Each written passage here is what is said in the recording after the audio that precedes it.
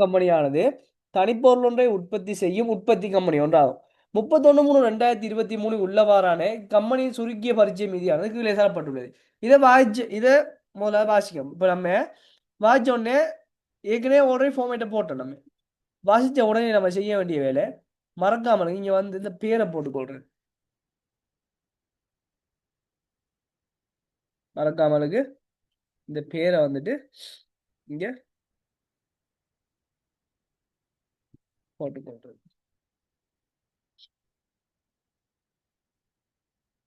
Bhavani PLC.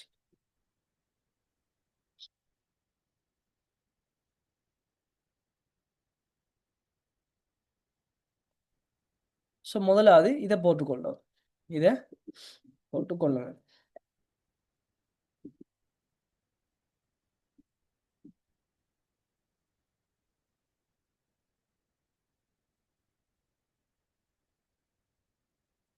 இதை போட்டு அடுத்த பாருங்க. இந்த பரிச்சை மீதியை ஒரு ரீட் பண்ணி பாருங்க. ஆதனம் பொறிவார்னு தந்தியாங்க இறுதி மீதியில் அது கிரியேட் தந்தியாங்க. ஆதன பொறிவார்த்து திரண்ட பெருமானத்தையும் ஆரம்ப மீதி தந்தியாங்க. ஸோ நம்ம பெருமானத்தையும் கணிக்க வேண்டி வரப்போகுது. அடுத்த பாருங்க சொத்து பயன்படுத்த உரிமையாக தந்தியாங்க. அலுவலக கட்டிடம் சொல்லி தந்திக்கிறாங்க 21,000. அதே அடுத்த லைன்ல வந்துட்டு குத்தகை பொறுப்பு தந்திக்கிறாங்க. அலுவலக கட்டிடம் 21,000. அதே குத்தகை பொறுப்பு வந்துட்டு 21,000 மாரியே சொத்து பயன்படுத்த உரிமை 21,000 மிக்கன்னு சொன்னா சொத்து பயன்படுத்த உரிமை சரியாக பதிஞ்சிக்கலாம். அப்படி இல்லைன்னா ஏதாச்சும் பிள்ளைகள் நடந்திக்கலாம், சீரக்கம் வரலாம் என்று நம்ம முடிவுக்கு வரலாம். அடுத்த பாருங்க மோட்டார் வாகன ஆற்றல் மீதான ஆதாயம். Right, okay. அப்ப இந்த வருடத்துக்குள்ள ஒரு மோட்டார் வாகனத்தை ஆட்டிருக்காங்க. அவங்க சரியா ஆட்டினாங்களா பிள்ளையா ஆட்டினாங்களா நமக்கு தெரியா. ஆனா அந்த மோட்டார் வாகன ஆற்றல் ஆதாயம் என்று சொல்லி ஒரு விஷயம் தந்திக்கிறாங்க 600 ரூபா. இது வந்துட்டு இது தொடர்பான சீராக்கம் நமக்கு வரலாம். அப்ப அடுத்த பாருங்க விற்பனை வளமையா வருது. விற்பனை கிரயம் இருப்புக்கள்ல மூலப்பொருட்களும் முடிவுப் பொருட்களும் காணப்படுது. ஏனைய வருமானங்கள் வியாபார வருமதிகள். அப்ப ஏனைய வருமானங்களும் சந்திக்கிறாங்க. அப்ப அதுக்கும் ஒரு செய்கை கொண்டு வரப்போகுது. அடுத்த பாருங்க வியாபார கொடுக்குமதிகள் காசுக்கு சமனானவைகளும் அதே போல கூறப்பட்ட மூலம் சாதாரண பங்குகள் 1/4/2022 நிறுத்தி வைத்த வருவாய்கள் 24,000 காணப்படுது. விநியோக நிர்வாக செலவு ஏனைய செலவு நிதிக்கிரியம் செலுத்திய வருமானக்கான ஏற்பாடு உத்தரவாதத்துக்கான ஏற்பாடு. இது வளமையை தார ஒரு நமக்கு பரீட்சை மீது நமக்கு பரிச்சயமான ஒரு பரீட்சை மீது தான் அவர் அந்த வருஷமும் தந்திக்கிறாரு. அண்ட் ஆல்சோ அடுத்த பாருங்க மேலதிக தகவல் தந்திக்கிறாரு. 31/3/2023 முடிவடையும் வருடத்துக்கான நிதி கூற்றுகளை தயாரிப்பதற்கு முன்னர் பின்வரும் தகவல்கள் கருத்தில் கொள்ளப்படல் வேண்டும். அப்ப கீழே இருக்கிற இந்த 10 செம்மையாக்களையும் கருத்தில் கொண்டு நாங்கள் என்ன செய்யணுமாம், இந்த நிதி கூற்றுகளை தயாரிக்க வேணுமா என்று சொல்லிட்டு முதலாவது பாருங்க நடைமுறை வருடத்தில் 10,000 பொருட்கள் அலகுகள் உற்பத்தி செய்யப்பட்டன. இவற்றுள் 10% அலகுகள் 31/3/2023 விற்பனை செய்யப்படாமல் இறுதி முடிவு பொருள் இருப்பாக மீதியாக இருந்தன. பரீட்சை மீது காட்டப்பட்டுள்ள விற்பனை கிரையை மற்றும் இறுதி முடிவுப் பொருட்களின் இருப்பு கிரைய கணிப்பீடுகளின் பொருள் உற்பத்தியில் தொடர்புடைய பெருமானத்தை கருத்தில் கொள்ளப்படவில்லை. அதாவது பரீட்சை மீது காட்டப்பட்டுள்ள விற்பனை கிரயம் இங்க பரீட்சை மீது என்ன செய்யாங்க நமக்கு விற்பனை கிரயம் காட்டிக்காங்க 40,200 இந்த விற்பனை கிரயம் கணிக்கும் போது ஸ்டூடெண்ட்ஸ் இங்க வந்துட்டு இந்த பொருள் உற்பத்தியோட தொடர்புடைய பெருமானத்தை என்ன செய்யப்படலையா கருத்தில் கொள்ளப்படவில்லையா. நமக்கு நல்லா தெரியும் எல்லாரும் யூனிட் 7 படிச்சாங்க. யூனிட் 7ல நீங்க உற்பத்தி கிரையை கூட்டு செய்யும் போது உங்க எல்லாருக்கும் தெரிஞ்ச விஷயம் நீங்க அந்த உற்பத்தியோட தொடர்பான இயந்திரத்தின் பெருமானத்தையோ தொழிற்சாலை கட்டடத்தின் பெருமானத்தையோ இந்த மாதிரியான தேய்மானங்களை நீங்க என்ன செய்வீங்க உற்பத்தி மேந்திரன்னு சொல்லி கூட்டியிருப்பீங்க உற்பத்தி கிரையை கூட்டல். அதைத்தான் இங்க சொல்றாரு. நாங்க உற்பத்தி கிரையை கூட்டு தயாரிக்கும் போதும் என்ன செய்யல நாங்க இந்த பொருள் உற்பத்தியோட தொடர்பான பெருமானத்தை கருத்தில் கொள்ளல. இப்படி கருத்தில் கொள்ளாமலுக்கு நாங்க 10,000 பொருட்களை உற்பத்தி செஞ்சிருக்கோம். இந்த 10,000 பொருட்களையும் 10% பொருட்கள் இறுதி முடிவு பொருள் இருப்பாக காணப்படுது. அப்ப 10,000 முடிவு பொருள் இருப்பு நாங்க உற்பத்தி செஞ்சதுல 90% முடிவு பொருள் இருப்புகள் விற்பனை செய்யப்பட்டுட்டு மீதி 10% முடிவு பொருள் இருப்புகள் விற்பனை செய்யப்படாமல் இறுதி முடிவு பொருள் கணக்குல இருக்கு. இறுதி முடிவு பொருள் கணக்குல இருக்கு. அதைத்தான் பரிச்சை மீது காட்டிருக்கு. இதை சொல்லியிருக்காரு. இப்ப நம்ம இதுல இருந்து என்ன விளங்கி கொண்டு எடுக்கலாம், 10,000 உற்பத்தி செஞ்சிருக்காரு, 10% விற்கப்படல, 90% விற்கப்பட்டிருக்கு. ஆனா இங்க வந்துட்டு இந்த உற்பத்தியை கணிச்ச போது அவர் ஒரு வலு ஒன்று விட்டுருக்காரு. என்ன வலு அது, தேய்மானத்தை கணிப்பிடலை. அப்ப நம்ம என்ன சரி தேய்மானத்தை கணிச்சு அதுல கூட்டி விட்டோம்ல சரி. இதுக்காக தான் சொல்லிக்கிறார் அவர். கவனத்தில் கொள்ளப்படவில்லை. இவ்வணிகத்தின் நடைமுறை வேலையிருப்புகளை இருக்கவில்லை. நடைமுறை வேலையிருப்பும் ஒன்றும் இருக்கலையா. அடுத்த பாருங்க கம்பெனிக்கு சொந்தமான மோட்டார் வாகனமானது 1/4/2022 4000க்கு விற்பனை செய்யப்பட்டது. 4000க்கு விற்கப்பட்டியா. இதனால் 6 லட்சம் ரூபாய் ஆதாயம் ஒன்று ஏற்பட்டது. இத்திகதியில் இம்மோட்டார் வாகனத்தின் திரண்ட பெருமானத்தைவானது 2100 காணப்பட்டது. இவ்வகற்றலானது சரியாக பதியப்பட்டுள்ளது. அப்ப அகற்றல் சரியாக பதியப்பட்டுள்ளது. பாருங்க, அப்போ இவ்வகற்றலானது சரியாக பதியப்பட்டுள்ளது. அப்ப சரியாக பதியப்பட்டுள்ளதுன்னு சொன்னா இங்க வந்து அகற்றல் ஆதாயம் சரியான ஆதாயம் தானே. சோ அதுல எந்த ஒரு சீராக்கமும் இல்லை. புரியுதா? அடுத்து பாருங்க, பரீட்சை மீது காட்டப்பட்டுள்ள ஆதன பரிமாற்ற உபகரணங்களை உள்ளடக்கம் மற்றும் அவற்றின் திறந்த பெருமானத்தையும் அச்சொத்துக்களின் பயன்தர ஆட்காலங்கள் பின்வருமாறு தரப்பட்டுள்ளன. இத்தகவல்களானது மேலே 2 குறிப்பிடப்பட்ட மோட்டார் வாகன அகற்றலுக்கான கணக்கீட்டு பதிவுகளின் பின்னர் வழங்கப்பட்டுள்ளது. என்ன சொல்றாரு சொன்னா, இங்க வந்துட்டு 31/3/2023 காணப்படுற ஆதன பரிமாற்ற உபகரணங்களும் 1/4/2022 காணப்படுற திரண்ட பெருமானத்தையும் இந்த ஒவ்வொரு சொத்துக்குமான பயன்தர ஆட்காலமும் தந்திக்கிறாரு. எப்படி தந்திக்கிறான்னு சொன்ன அந்த தகவலை மேலே செம்மையாக்க இலக்கம் 2 குறிப்பிடப்பட்ட மோட்டார் வாகனத்தின் அகற்றலுக்கு பின்னரான மீதிகளை தந்திக்கிறார். அப்ப மோட்டார் வாகனம் சரியா அகற்றிருக்காரு. இங்க வந்துட்டு அகற்றினதுக்கு பிறகு அந்த மீதி இருக்க மாட்டாதே. சோ அதுக்கான மீதி தந்திக்கிறார். புரியுதா? 2, 4, 5 ஆகிய சீராக்கங்கள் குறிப்பிடப்பட்டவை தவிர ஆதன பரிமாற்ற உபகரணங்களை கொள்வனவுகள், அகற்றல்கள் அல்லது மீள்மதிப்பீடுவை வருடத்தில் இடம்பெறவில்லை. 31/3/2023 முடிவடையும் வருடத்துக்கான பெருமானத்தை வாழ்ந்த நேர்கோட்டு அடிப்படையில் செய்யப்படுதல் வேண்டும். அனைத்து ஆதன பரிமாற்ற உபகரண உருப்படிகளை எஞ்சிய வருமதிகள் 0 என கொள்வோம். இதெல்லாம் தந்துட்டு அப்ப என்ன சொல்றாரு? 2, 4, 5. அப்ப இந்த 3வது தவிர்த்து 2வது செம்மியாக்கள், 4வது செம்மியாக்கள், 5வது செம்மியாக்கள். இதை தவிர எந்த ஒரு ஆதன பரிமாற்ற மீள்மதிப்பீடோ சேர்ப்பனவோ அகற்றலோ எதுவுமே இல்லைன்னு சொல்றாரு.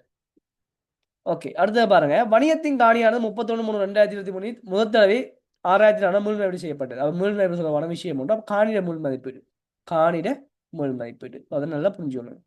20/3/2023 10,000க்கு புதிய உற்பத்தி பொருள் கொள்வனை செய்தது. இது உற்பத்தி பொருள் கணக்கி வரவு வைக்கப்பட்டுள்ளது. அப்ப என்ன செஞ்சாங்க?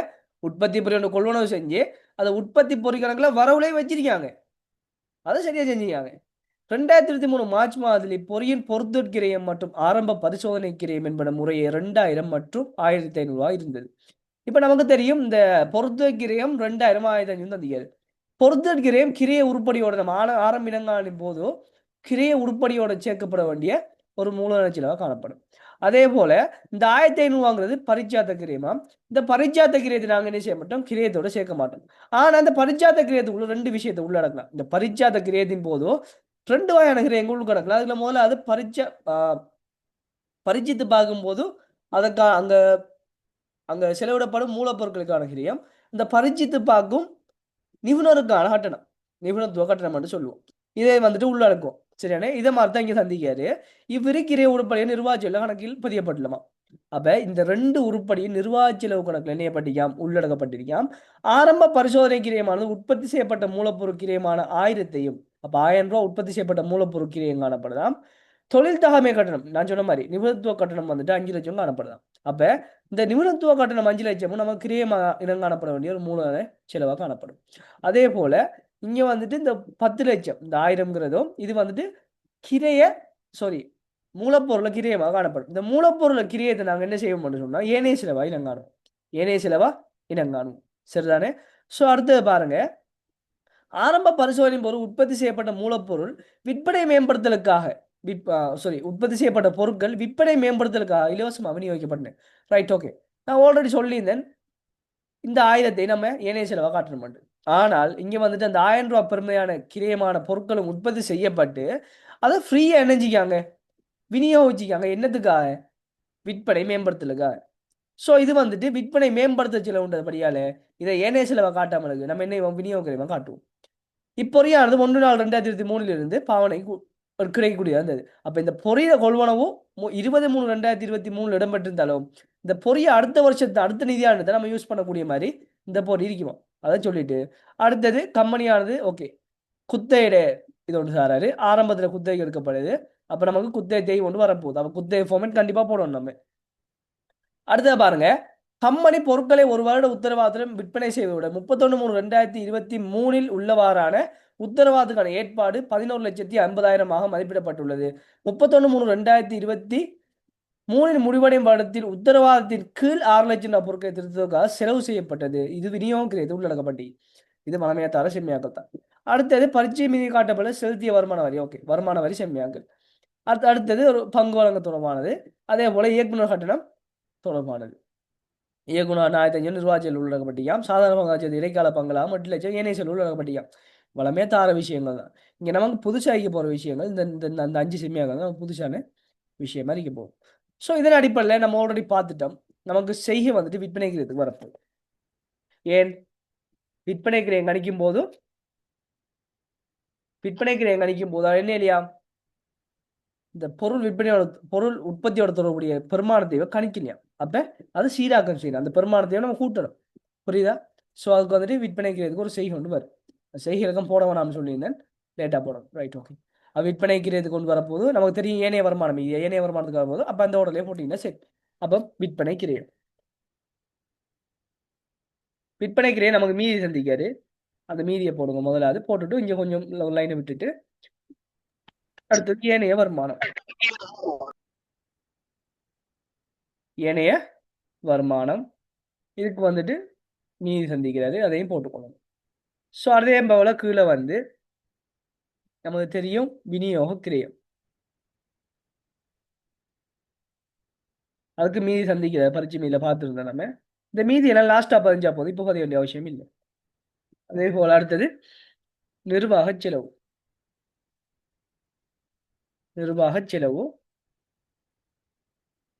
அதே போல இங்க ஒரு கொஞ்சம் லைனை விட்டுட்டு ஏனைய செலவு.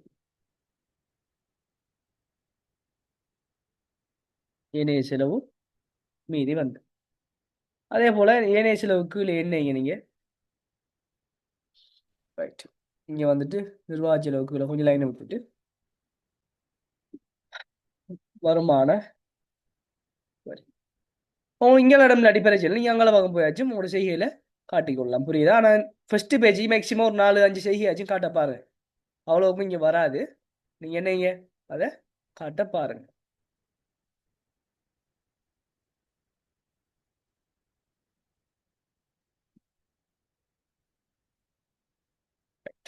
கீழுக்கு பக்கத்துல ஏனேஸ் நிதிக்கிரயத்தை போட்டுக்கொள்ளும். நிதிக்கிரயத்தை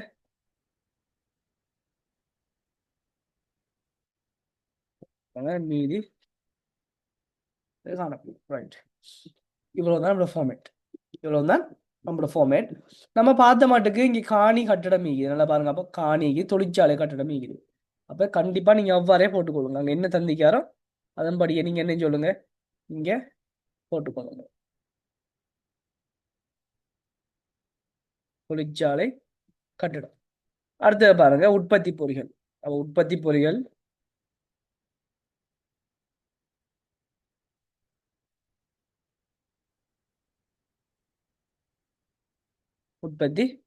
பொறிகள் அதே போல அலுவலக உபகரணம், மோட்டார் வாகனங்கள். இப்ப நமக்கு தெரியும் இந்த மோட்டார் வாகனம் அகற்றப்பட்டாலும் கூட அது நம்முடைய நிதியான அகற்றப்பட்டி. ஸோ நம்ம என்ன அந்த அகற்றில் இங்கே 15 காட்டத்தான் வேணும். புரியுதா? இந்த அகற்றில் நம்ம இங்கே 15 காட்டத்தான் வேணும். ரைட், இவ்வளவு தான் நம்மளுடைய ஃபார்மேட். நம்ம ஆல்ரெடி பார்த்துட்டோம். காணிக்கு மட்டும்தான் தேவை வரப்போது. ஒரு அகற்றல் இருக்குது. ஸோ அகற்றக்கூடிய விடயங்கள் இங்கே வரும். அதே போல இங்கேயும் அகற்றக்கூடிய விடயங்கள் வரும். மேலும் காணி மனதான் முழுமை செய்யப்பட்டீங்க. அப்போ திறன் செய்ய மாட்டோம், நமக்கு வராது. அப்படியே விட்டுருங்க, அது அப்படியே கிடந்தாலும் கிடக்கட்டும். புரியுதா? ஓகே, அவ்வளவுதான் நம்மளுடைய ஃபார்மேட்டை ஃபுல்லாக போட்டாச்சு. இப்போ கேர்லியை செய்ய ஸ்டார்ட் பண்ணும். இப்போ நம்ம ஆல்ரெடி வாய்ச்ச மட்டும் முதலாவது செம்மையாக்கள் செய்யறேன்னு சொன்னா நம்ம என்ன 5 செம்மையாக்களையும் முடிக்கணும். ஒவ்வொரு செம்மையாக்களாக முடிச்சு வந்தால் இந்த முதலாவது செம்மையாக்களை செய்யலாம். இப்போ முதலாவது பார்ப்போம்.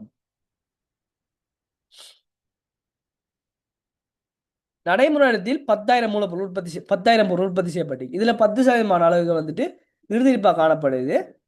பரீட்சை மீது காட்டப்பட்ட விற்பனை கிரயம் மற்றும் இறுதி முடிவு பொருள் இருப்புகளின் கணிப்பீட்டின் போதோ மூலப்பொருள் உற்பத்தி தொடர்புடைய பெருமானத்தையானது கவனத்தில் கொள்ளப்படவில்லை. இது நம்ம ஆல்ரெடி பாதிச்சது. இப்போ இதுல வந்து நான் ஒரு விஷயத்துல பாருங்க. இங்க பரீட்சை மீது நமக்கு 2 வகையான இருப்புகள் தந்தியாங்க. ஒன்று மூலப்பொருள், இன்னொன்று முடிவு பொருள். நமக்கு தெரியும் இருப்பு வந்துச்சுன்னு சொன்னால் அந்த இடத்துல குறிப்பிலக்கம் குறிப்பொண்டு வரும் அந்த இருப்புக்கு. ஸோ முதல்ல அது இருப்புக்கு குறிப்பொண்டு போட்டுக்கொள்ளுங்க. குறிப்பு இலக்கம் தெரியா நமக்கு, அது பொருள் பார்த்துக்கொள்வோம். இருப்பு ரூபா, ரூபாயத்தில் செய்வோம். இருப்பு 3000, மூலப்பொருள் முடிவு பொருள், முடிவு ரைட். இப்ப பாருங்க, கம்பெனிக்கு சொந்தமான மோட்டார் வாகனமானது 1/4/2022 4000க்கு விற்பனை செய்யப்பட்டது. இதனால் 6 லட்சம் ரூபாய் ஆதாயம் ஒன்று ஏற்பட்டது. இத்திகதியில் மோட்டார் வாகனத்தின் பெருமானத்தைவானது 2100 மதிப்பிடப்பட்டது. ஸோ இங்கே முதல்ல அது பெருமானத்தை விட திரண்டதை வந்திருக்காரு மோட்டார் வாகனத்தில் 2100 அகற்றிருக்கார். 2100 அகற்றிருந்தா இங்கே பூஜ்ஜியம் வந்திருக்கும். நமக்கு தெரியும் இங்கே பூஜ்ஜியம் தான் நிற்குது. அதே போல இங்கே வந்துட்டு 600 ஆதாயம் ஒன்று ஏற்பட்டியாம். 600 ஆதாயம் ஒன்று ஏற்பட்டியாம். சரிதானே?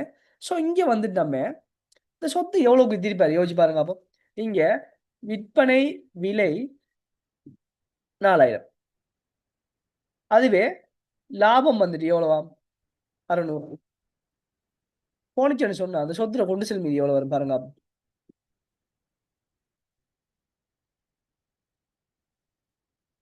கொண்டு செல் மீதி வந்துட்டு இங்க 3400 வந்திக்க போகுது. கொண்டு செல் மீதி 3400 வந்திக்க போகுது. கொண்டு செல் மீதி 3400 சொன்னா திரண்ட பெருமான தேய்வு 2100 2100. அப்ப இந்த சொத்துல கிரயம் எவ்வளவு வந்திக்க போகுது? சொத்துல கிரயம்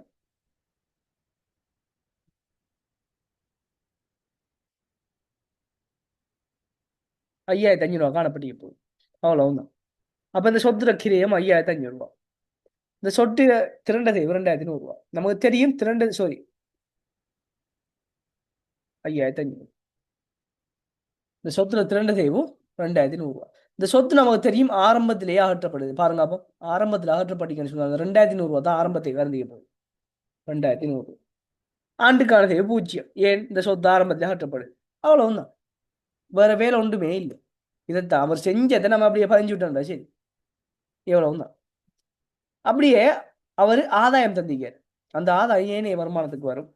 அப்ப மோட்டார் அகற்றல் ஆதாயம்,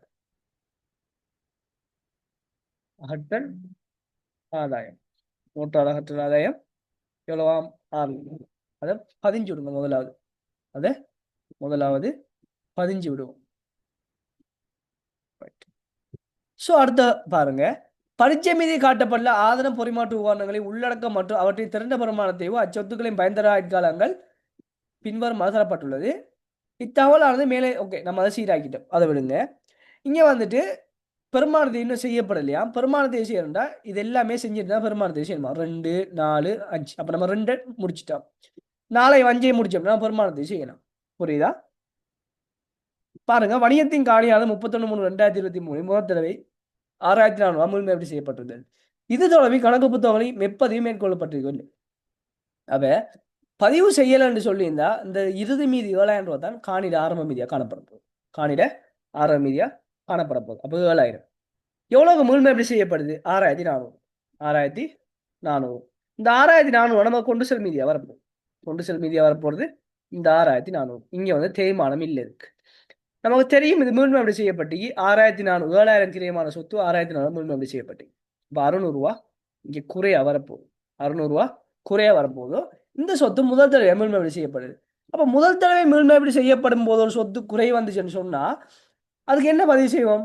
டிரெக்டா வந்துட்டு நம்ம ஏனைய செலவுல காட்டி விடுவோம். அப்போ முதலாம் தடவை ஒரு சொத்து குறைய முழுமை எப்படி செய்யப்படுதுன்னு சொன்னா அந்த குறையை நாங்க என்ன செய்வோம்? முதலாவது கொண்டு போய் ஏனைய செலவுல காட்டுவோம். அப்ப அந்த சொத்துல கிரயத்துல இருந்து நீக்கி விட்டுட்டு அந்த குறை பெறுமதியை நாங்க ஏனைய செலவுல காட்டுவோம். அப்ப வாங்க ஏனைய செலவுல காணி முதல் மதிப்பீட்டு குறை எவ்வளவு வந்திருக்காரு நமக்கு? 600. காணி முதல் மதிப்பீட்டு குறை 600. அவ்வளவு. ஸோ அடுத்த பாருங்க, இதுல கணக்கிட்டு பதிவு அவ்வளவுதான். இப்ப அவர் ஓவர்ஆலா வச்ச ட்விஸ்டே இங்க இதுக்குள்ள நீக்கி இந்த 5வதுக்குள்ள நீக்கி இது மட்டும்தான் பிள்ளைகள் கணக்கு. இதுதான் கணக்கு. பாத்தீங்களா, 4 செம்மையாக முடிச்சிட்டோம். இது மட்டும்தான் கணக்கு. இதை கணிச்சு போட்டு வருமானத்தையோ கண்டு மொத்தத்தையோ கொண்டு போய் 90% விற்பனைக்கு கூட்டி போட்டு மிச்சம் 10% மொத்த தேய்மானத்தை கொண்டு போய்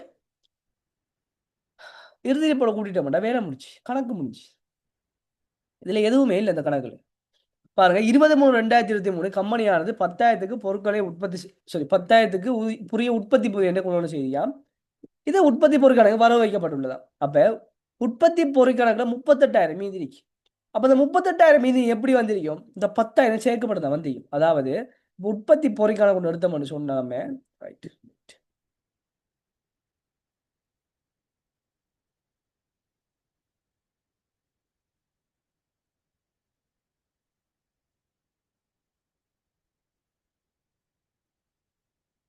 உற்பத்தி பொறிகள் கணக்கு,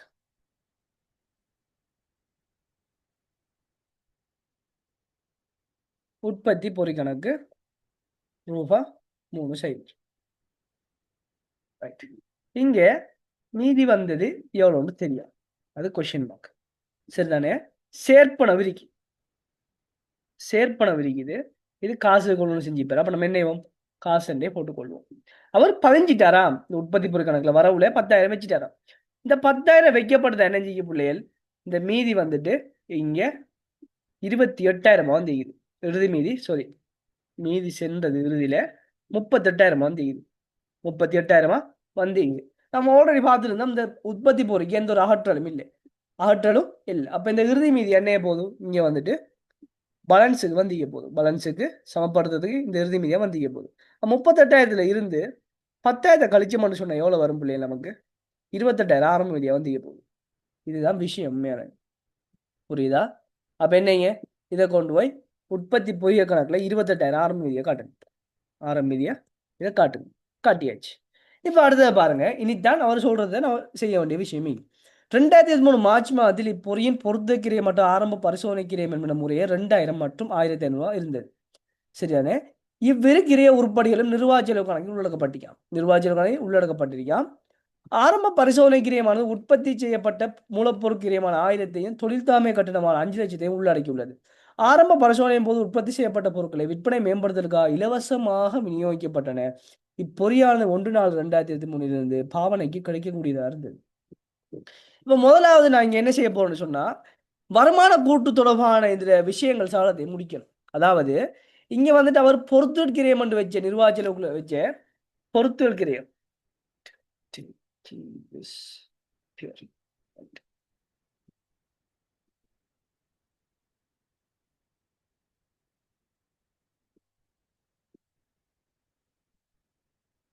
ரைட்.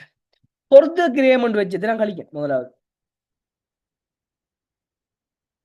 பொருத்துதல் கிரயம் ரெண்டு வச்ச 2,000 கழிக்கும்.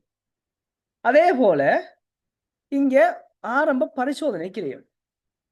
முதல்ல இந்த விஷயத்தை செய்யுது, இந்த விஷயத்தை முடிக்கணும் என்று சொன்னா, இங்க இதை விட்டுட்டு நம்ம அங்கால போனோம்னா அங்கால வைக்கிற விஷயங்கள் இங்கே வரதுக்கு நம்ம மறந்து வைத்துருவோம். அப்ப முதலாவது நம்ம ஒரு ஓர்டரா செஞ்சு போகும்போது இந்த வருமான கூட்டில் என்னென்னத்தை பிரிச்சு என்னென்னத்தை சேர்க்கணுமோ அதெல்லாம் சேர்த்து விட்டுட்டு பிறகு நாங்க என்ன செய்யணும்? ஆதரவு அட்டவணைக்கு போவோம். பரிசோதனை கிரயம் 1,500 இதை கழிச்சிட்டோம். இதை கழிச்சிட்டோம். இப்ப நமக்கு தெரியும் இங்க வந்துட்டு 3 வகையான கிரியம் தந்திக்காரு. ஒன்று பொருத்துதல், பொருத்துதல் கிரயம். இது கிரய உருப்படி. எதுல? பொறியில, பொறியில கிரய உருப்படி. இன்னொன்று வந்திருக்காரு பரிசோதனை கிரயம். பரிசோதனை கிரயம் இதை வந்து 2ஆ டிவைட் பண்ண சொன்னா, நம்ம இந்த பரிசோதனை கிரயத்தை 2ஆ டிவைட் பண்ண சொன்னா இங்க வாரது முதலாவது என்னது? பொருள் உற்பத்தி செய்யப்பட்ட பொருட்களின் மூலக்கிரியம். Right, okay. மூலப்பொருள், மூலப்பொருள் கிரயம், மூலப்பொருள் கிரயம். இது எவ்வளவாம்? இந்த மூலப்பொருள் கிரயம் 1,000 ரூபா. சரிதானே? 2ஆவதா பார்த்தோம்னு சொன்னா இங்கே வந்துட்டு இருக்கிறது தொழில் தகமை. தொழில் தகமை கட்டணம். இது எவ்வளவா? 500 ரூபா. தொழிற்சாமை கட்டணம் 500 ரூபா. சரிதானே? அப்ப இதெல்லாம் உள்ளடக்கி தண்ணியப்படுது, இது காணப்படுது. இது வந்து டிரெக்டா நம்ம உற்பத்தியோட என்ன செஞ்சிருவோம்? கிரைய உருப்படியோட கிரயத்தோட கூட்டி விட்டுருவோம். ஆனால் இங்க தரப்பட்ட இதை மாத்திரம் நம்ம என்ன செய்யலும்? அந்த கிரைய உருப்படியோட நாங்க கூட்ட முடியும். புரியுதா? இந்த 2000ஐயும் இந்த 500 நாங்க என்ன செய்யலும்? கிரைய உருப்படியோட கூட்ட முடியும். கூட்ட முடியும். இந்த 1000ஐயும் ஏனைய செலவா காட்டணும். நம்ம ஏனைய செலவா காட்ட வேண்டிய உண்டு. ஆனா இங்க விற்பனை மேம்படுத்தல் என்ற படியால விற்பனை மேம்படுத்தல் என்ற படியால இது வந்துட்டு விநியோக கிரியம். நாங்க என்ன செய்வோம்? விநியோக கிரியமா இதை நாங்க பதிஞ்சு விட்டோம்னா சரி. ஸோ இங்க வந்துட்டு இது வந்துட்டு முதலாவது விஷயம். அப்ப வருமான கூற்றுல இங்க நடக்க போற திரும்ப வரப்போற சீராக்கம் இந்த மூலப்பொருள் கிரியம் 1000 நாங்க என்ன அப்புறம் விநியோக கிரியமா காட்டப்போம். அப்ப கொஞ்சம் வாங்க விநியோகத்துக்கு வாங்க. விற்பனை மேம்படுத்தல் ஒன்றும் நீங்க போட தேவையில்ல. விற்பனை மேம்படுத்தல் விற்பனை மேம்படுத்தல். விற்பனை மேம்படுத்தல் எவ்வளவா? 1000 ரூபா. அப்படியே போட்டு விடுங்க. அவ்வளவுதான். இப்ப வாங்க இந்த சொத்துல கிரியேத்து நம்ம இனம் காண போறோம். இந்த சொத்துல கிரியேத்து நாங்க இனம் காண போறோம். சோ பாருங்க, முதலாவது கொள்வனவு கிரயம். கொள்வனவு கிரயம் எவ்வளவாம்? 10,000. அதே போல பொருத்துதல் கிரயம் எவ்வளவாம்? 2000. அதே போல இங்க வந்து தொழில் தகமை கட்டணம். தொழில் தகமை கட்டணம் எவ்வளவாம்? 500 ரூபாவாம். இதெல்லாம் சேர்க்க பாருது சேர்ப்பனவு கிரயம். மொத்த கிரயம் சேர்ப்பனவுக்குள்ள வர வேண்டியது. சேர்ப்பனவுக்குள்ள வர வேண்டிய தொகை என்னது? இதுதான். ஸோ இதை கூட்டின மட்டும் சொன்னா 12,500 ரூபா வரப்போகுது. 12,500 ரூபாய். ஸோ அந்த 12,500 என்னங்க? இதுக்குள்ள ஒன்று போட்டு விடுங்க. அவ்வளவுதான். 12,500 ரூபாய். ஸோ ஓவராலா நம்ம முடிச்சிட்டோம். இது ஓவராலா முடிச்சிட்டோம். பாருங்க, அப்போ இதுல வேலையெல்லாம் முடிஞ்சு. முதல்ல நம்ம நினைஞ்சோம் அவர் நிர்வாகிகளுக்கு வச்சதை நீக்கி விட்டோம். முதலாவது போய் நிர்வாகிகளுக்கு வந்து நீக்கி விட்டோம். விட்டுட்டு நிர்வாகிகளுக்கு வந்து நினைஞ்சோம் பிரிச்சோம். எப்படி பிரிச்சோம்? மூலப்பொருட்கிரியம் 1000 ரூபா, கிரிய உருப்படி இந்த பொருத்த கிரியம் கிரிய உருப்படி வரப்போகுது 2000, மூலப்பொருட்கிரியம் 1000. இது வந்துட்டு விநியோகிக்கிறதுக்கு போகுது தொழிற்சாமை கட்ட 500. அப்ப விநியோகிக்கிறதுக்கு போறத முதலாவதா செஞ்சோம். என்ன செஞ்சோம்? போய் இங்க வந்துட்டு விநியோகிக்கிறதுல விற்பனை மேம்படுத்தல் சொல்லி 1000 காட்டினோம். அதே போல இந்த 10,000 கொள்வனவு கிரியத்தோட பொருத்த கிரியம் 2000 கூட்டி தொழிற்சாமை கட்ட 500 கூட்டி 12,500 சேர்ப்பனவு செஞ்சுட்டோம். இப்ப இது எப்ப விற்பனை இது எப்ப யூஸ் பண்ண தயாரிக்க போகுது? 1/4/2023. அப்ப இதற்கு தேவு என்ன செய்யுது? தேவு இல்லை. தேவு இதுக்கு இல்லை. ஸோ முதல்ல அதை உற்பத்தி போட செய்வ கணிங்க. உற்பத்தி போட செய்வ கணிங்க. ஆரம்ப தேவை வந்து பாருங்க, உற்பத்தி பொறிகளுக்கு 4000. உற்பத்தி பொறிகளுக்கு ஆரம்ப தேவை 4000. சரிதானே? இப்ப நமக்கு தெரியும் உற்பத்தி பொறியில பயந்திர ஆட்காலத்தை பாருங்க. அப்ப 7 வருடங்கள். 7 வருடங்கள். ஸோ நமக்கு தெரியும் இதுதான் தேய்வடைய போகுது. சேர்ப்பனவு செய்தோ தேய்வடையாது. அப்ப 28,000 7 பிரிச்சிங்கன்னு சொல்லி 4,000 ரூபாய் தேய்மானம் வரும். 4,000 தேய்மானம் வரும். இப்ப இங்க என்னடா ட்விஸ்ட்? இது உற்பத்தி பொறிகள் உற்பத்தியோட சம்பந்தப்பட்டது. இப்ப நான் உங்களுக்கு இன்னொரு விஷயத்த சொல்றேன் பாருங்க. இங்க வந்துட்டு நீங்க ஓகே. இப்ப உற்பத்திக்கிரிய கூட்டு இதானே.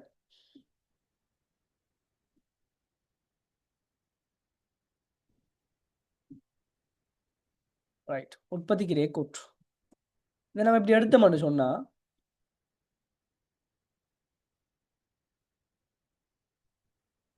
என்ன செய்வீங்க நீங்க?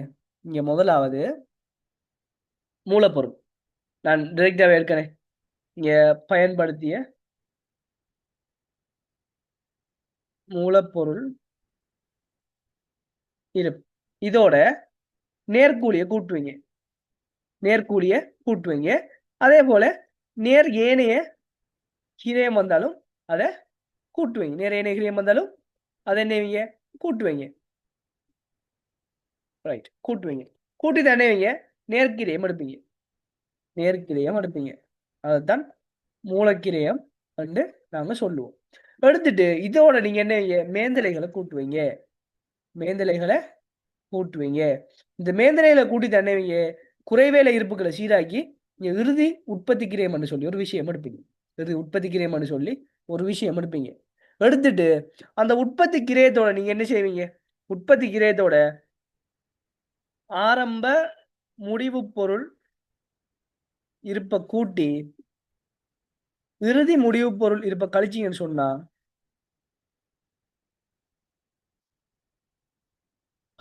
உங்களுக்கு என்ன வரும். இங்க வரப்போறதான் விற்பனை கிரயம். விற்பனை கிரயம். புரியுதா. இப்படித்தான் நீங்க செஞ்சிக்க போறீங்க. இப்படித்தான் நீங்க செஞ்சிருக்க போறீங்க. இது உற்பத்தி கிரயம். உற்பத்தி கிரயம். உற்பத்தி கிரயம். ரைட். இப்ப விற்பனை கிரயத்தை பாருங்க. அப்போ நமக்கு ஆரம்ப முடிவு பொருள் இறுதி முடிவு பொருள் தேவையில்லை நமக்கு. புரியுதா. இப்ப பாருங்க, நான் ஒன்று சொல்றேன். இங்க எதுவுமே தேவையில்லை. விற்பனை கிரயம் நமக்கு தெரியும் 45,200 இப்படித்தான் கணிச்சிருப்பீங்க. 45,200 45,200 இறுதி முடிவு பொருள் இப்போ அவர் சந்திக்கார் 3,600 கழிச்சிக்க. 3,600 கழிச்சிக்க. சரிதானே. ஆறாம் முடிவு பொருள் நமக்கு தெரியும். அப்ப நமக்கு என்ன தேவை. இது ரெண்டுமே தேவையில்லை. ஏன் தெரியுமா. இங்க வந்துட்டு நான் உங்கள்ட்ட ஒன்று கேட்க பாருங்க. நீங்க வளமையா உற்பத்தி விற்பனைக்கு எப்படி கழிப்பீங்க. ஆரம்ப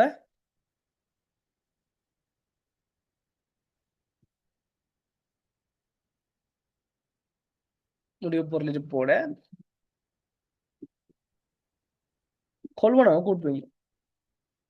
கூட்டிட்டு இறுதி முடிவு பொருள் கழிப்பீங்க. இப்ப கொள்வனவு என்னது பிள்ளைகள். ஒரு செலவு. ஒரு செலவு. இதை உற்பத்தி கிரயத்துக்கு ஈடு செய்யலாம் இல்லையா. உற்பத்தி கிரயம். உற்பத்தி கிரயம். நமக்கு உற்பத்தி கிரயம்ங்கிறது ஒரு செலவு தான். அதுல வார இந்த மேந்தலைக்குள்ள வார இந்த உற்பத்தி பொறியில செய்வோம். உற்பத்தி பொறிகளின் தேய்மானம். அதே போல தொழிற்சாலை கட்டட தேய்மானம். இது எல்லாமே என்னது நமக்கு தேய்மானம். இது செலவா காணப்படும். அப்ப இங்க உற்பத்தி மேந்தலை அதிகரிச்சா உற்பத்தி கிரயம் அதிகரிக்குமா இல்லையா. பாருங்க எக்ஸாம்பிளுக்கு நான் பாருங்க. இப்ப ஓகே, இங்க வந்துட்டு இங்க ஒரு பெறுமதி எடுக்கன். இங்க வந்துட்டு பயன்படுத்திய மூலப்பொருள் இப்போ ஒரு 10 லட்சம். இங்க ஒரு 2 லட்சம். இங்க ஒரு 3 லட்சத்தை போடுறேன். ஓகே, கொஞ்சம் வெயிட் பண்ணுங்க.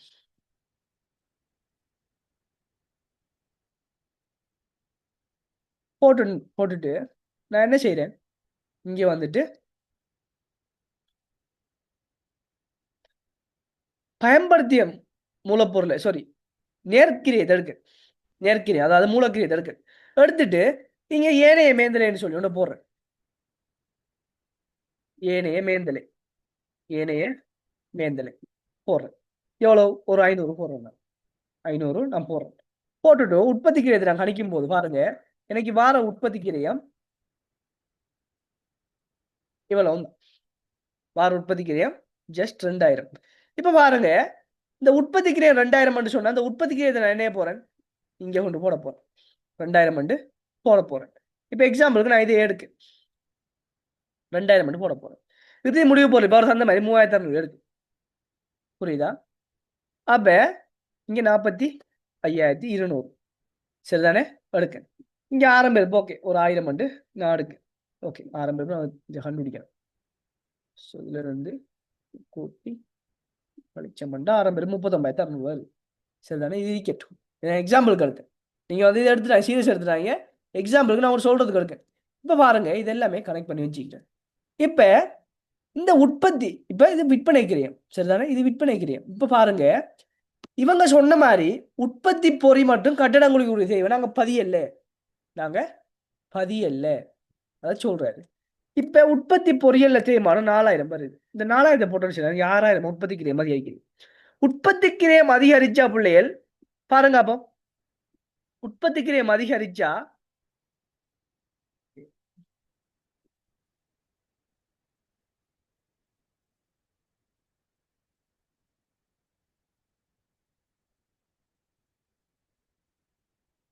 போட்ட முன்ன கொஞ்சம் வெயிட் பண்ணுங்க.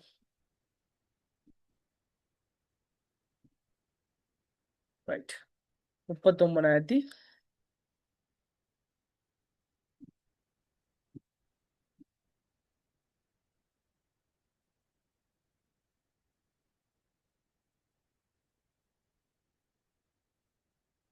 39,600 39,600. ஸோ இங்கே வந்து 45,000 நமக்கு வரும். மொத்தம் 45,000 நமக்கு வரும். சரி பண்ணுங்க.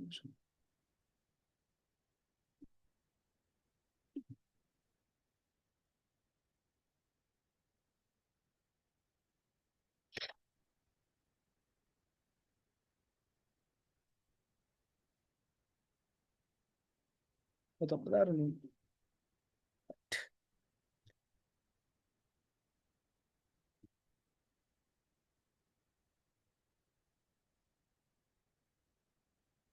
₹46,800 வரும். 46,800. 46,800. எக்ஸாம்பிள் இருக்குனாலே வெளி பிரச்சனை தானே.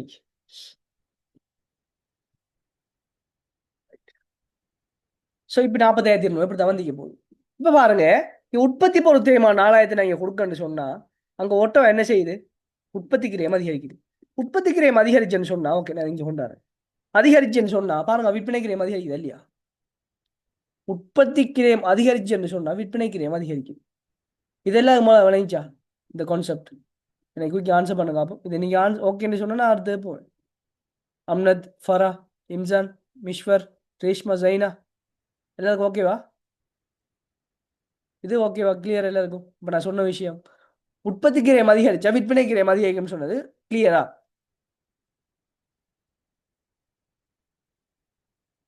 ரைட். இப்ப விற்பனை கிரயம் அதிகரிக்கும், அது ஓகே. இப்ப இங்க என்ன சொல்லிக்கிற பிள்ளைகள் 10,000 பொருள் உற்பத்தி செய்யப்பட்டு உற்பத்தி செய்யப்பட்டதுல 90% விற்பனை செய்யப்பட்டு சொன்னா இந்த 10,000த்துல 90% எவ்வளவு? 9,000 பொருள். 10% இறுதி பறிக்கும். 10% இறுதி பறிக்கும். அப்படிங்கும் போது இந்த இறுதி 10% 1000 தான் இருக்க போகுது. 1000 தான் இருக்க போகுது. இப்ப இந்த தேய்மானத்தை என்ன செய்யணுமாட்டா புள்ளி எல்லாமே? இந்த தேய்மானத்தை என்ன செய்யணுமான்னு சொன்னா இதுக்கு 90% தேய்மானம் கொடுக்கணும். எதுக்கு? விற்பனை கிரயம் 90% தேய்மானம் விற்பனை கிரயத்துக்கு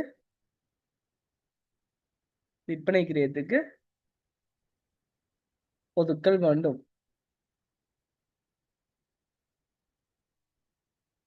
ஒதுக்கல் வேண்டும். சரிதானே? இது முதலாவது விஷயம். அடுத்த விஷயத்தை பாருங்க. 10% தேய்மானத்தினை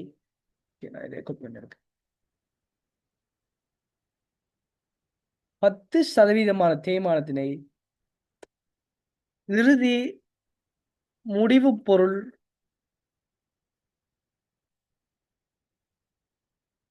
இருப்பின் கிரயத்தில் ஒதுக்கல் வேண்டும். இதுதான் இங்க உள்ள விஷயம். இப்ப வந்து நம்ம இதுக்கு வந்தோம்டா இங்க வந்து தேய்மானம் 4,000. அப்ப 4,000த்துல 90% நீங்க என்ன இங்க வந்துட்டு கொடுங்க. அப்ப எப்படி? உற்பத்தி பொறி தேய்வு எத்தனை பர்சன்டேஜ்? 90%. இதை கொடுங்க. எத்தனை பர்சன்டேஜ்? 90%. எவ்வளவு பாருங்க. அப்போ 4,000 எவ்வளவு? 4,000. 4,000த்துல 90% 3,200. அப்படியே இங்க இறுதி முடிவு பொருள் இருக்குவாங்க வந்துட்டு நமக்கு தெரியும் 3,200 ஆரம்பத்திலேக்கு 3,200 ஆரம்பத்திலேக்கு 4,000த்துல 10% சொன்னா 400. அங்க எவ்வளவு கொடுத்துட்டோம்? 3,200 கொடுத்துட்டோம். 3,200 இங்க கொடுத்துட்டோம். இங்க வந்துட்டு 400 கொடுத்துருக்கோம். இந்த 3,200 இங்க போட்டது அதை போட்டு போடல. யோசிச்சாங்க முடிவு பொருள் எப்படி ஆரம்பம் மீதி 3,200. அதை நான் நினைச்சிக்கேன் இங்க 3,200 போட்டீங்க. புரியுதா? இது செஞ்சாச்சு. அப்ப என்னங்க இதுல வேலையை முடிஞ்சு. இதுல வேலையை முடிச்சா 45,000 இங்க வரும். அதே போல இவரை முடிச்சிங்கன்னு சொன்னா 8,000 வரும். 8,000 இங்க வரும். ஸோ இங்கே 4500 8,000 கழிச்சிங்கன்னு சொன்னால் 32,500 கொண்டு செல் மீதி அவர் 32,500 கொண்டு செல் மீதி அவர். அதே மாதிரி தான் அடுத்தது பாருங்க கட்டடம். கட்டடத்தை பாருங்க அப்போ 28,000 ஆரம்பம் இறுதி மீதியாகி கட்டடத்துக்கு சேர்ப்பனவு சொல்லல அகற்றலும் சொல்லலை, சேர்ப்பனவு எவ்வளோன்னு சொல்லலை, அகற்றலும் சொல்லலை. அப்போ ஒன்றுமே இல்லை. அப்போ ஆரம்பம் மீதி 28,000 தான். எதுவுமே இல்லாதால இறுதி மீதி 28,000 தான். ஆரம்பத்தில் 2 செய்யணும் அவரை சந்திக்காரு 5,000. ஸோ 5,000 போட்டுக்கொள்ளுங்க. அதே போல கட்டடத்துக்கு தேய்மானம் கணிக்கணும் 28,000. கட்டடத்தில் பயந்திராயிட்டு காலத்தை பாருங்க 14 வருடங்கள். 14 பிரிச்சுட்டீங்கன்னா 2,000 தேய்மானம். 2,000 தேய்மானம். நம்ம வளமையாக செஞ்ச மாதிரி தான். இங்கே வாங்க கட்டட தொழிற்சாலை கட்டட தேய்வு எத்தனை பர்சன்டேஜ்? 90%. அப்போ எவ்வளோ வரும்? 2,000ல் 90%. 1,900 வரும். 2,000ல் 90%, 1,900 வரும். அப்போ 2,000ல் 90%, 1,900 சொன்னால் மிச்சம் எவ்வளோ? 200. அந்த 200 நாங்கள் என்ன செய்ய போகிறோம்? இங்கே வந்துட்டு கூட்ட போகிறோம். இங்கே வந்துட்டு கூட்ட போகிறோம். அவ்வளவுதான். அதே போல் கட்டடத்தில் வேலையை முடிங்க. அப்போ ரைட், சரி. ரூ.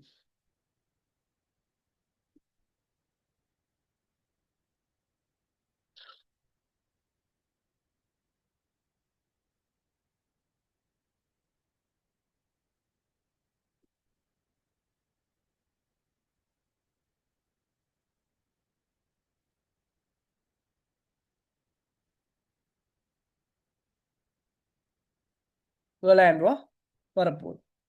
ஸோ 28,000லேருந்து 7,000 கழிச்சு மனுஷன்னா 21,000 கொண்டு செல் மீதியாக வரப்போகுது. 21,000 கொண்டு செல் மீதியாக வரப்போகுது. அதே போல் அடுத்த பாருங்க அலுவலக உபகரணங்கள் 12,000 மீது. அலுவலக உபகரணம் 12,000. 12,000 சேர்ப்படவும் இல்லை, ஆற்றலும் இல்லை, எதுவுமே சொல்லலை, முழுமை பற்றியும் சொல்லலை. ஸோ ஆரம்பம் மீதியை 12,000 போடணும். அதில் இருந்தால் தான் நம்ம சீராக்க வேண்டி வரும். ஆரம்பத்தில் 3,500. ஆரம்பத்தில் 3,500 போடுங்க. போட்டுட்டு 15,000 5 வருடங்கள் 12,000 5 அப்படின்னு சொன்னா உங்களுக்கு எவ்வளோ வரும் தேய்மானம் பாருங்க. 12,000 5 அப்படின்னு சொன்னா சரி 2,400 தேய்மானம் வரும். நமக்கு தெரியும் இது அலுவலக உபகரணம். அலுவலக உபகரணம் என்னது? ஒரு நிர்வாக நோக்கத்துக்காக பயன்படுத்தப்படுறது. அப்போ நிர்வாக செலவு. அப்போ அலுவலக உபகரண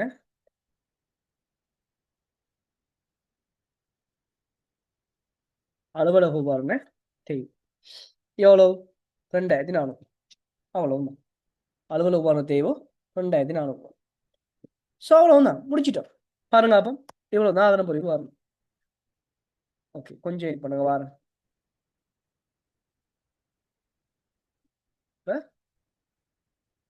இவ்வளவுதான் ஆதனப்பொறி உபகரணம். ஸோ 86,900 இறுதி மீதி கிரியேத்திர மீதியாக வருது.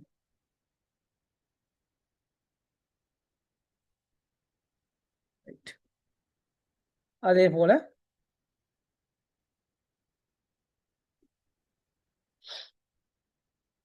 2,100 இங்கே வந்துட்டு 0. அப்படியே பார்த்தோம்னு சொன்னா சரி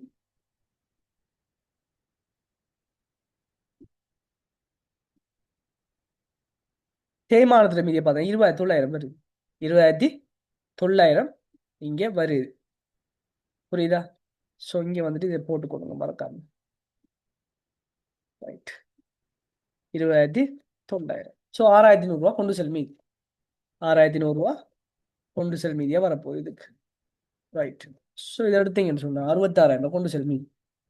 66,000 கொண்டு செல் மீதி ஆகிக்க போகுது. நோ விநியோகத்திலே போட்டிக்கம். ஓகே சாரி, அது நிர்வாகம் தான், விநியோகம். தேங்க்யூ, மறந்து போய் அதில் போட்டு. ரைட். ஸோ 66,000. அப்போ 66,000 இன்னைக்கு இங்கே ஒன்று போடுங்க. 66,000 இங்கே ஒன்று போடுங்க. இப்போ எனக்கு சொல்லுங்க அப்போ ஃபரா, இம்சான், மிஷ்வர், ரீஷ்மா, ஜைனா இது இவ்வளவுக்கு நான் செஞ்சது உங்களுக்கு யாருக்காச்சும் டவுட் சீக்குதா? குயிக் ஆன்சர் பண்ணுங்க. பிகாஸ் இவ்வளவு தான் நம்மளோட கணக்கு. இவ்வளவு தான் நம்மளுடைய கணக்கு. இதில் யாருக்காச்சும் டவுட் செய்யுதா? ஃபரா, இம்சான், ஈஸ்வர், ரீஷ்மா, ஜைனா குயிக் ஆன்சர் பண்ணுங்க. நீங்க 5 பேர் ஆன்சர் பண்ணுங்க, அடுத்தது போ.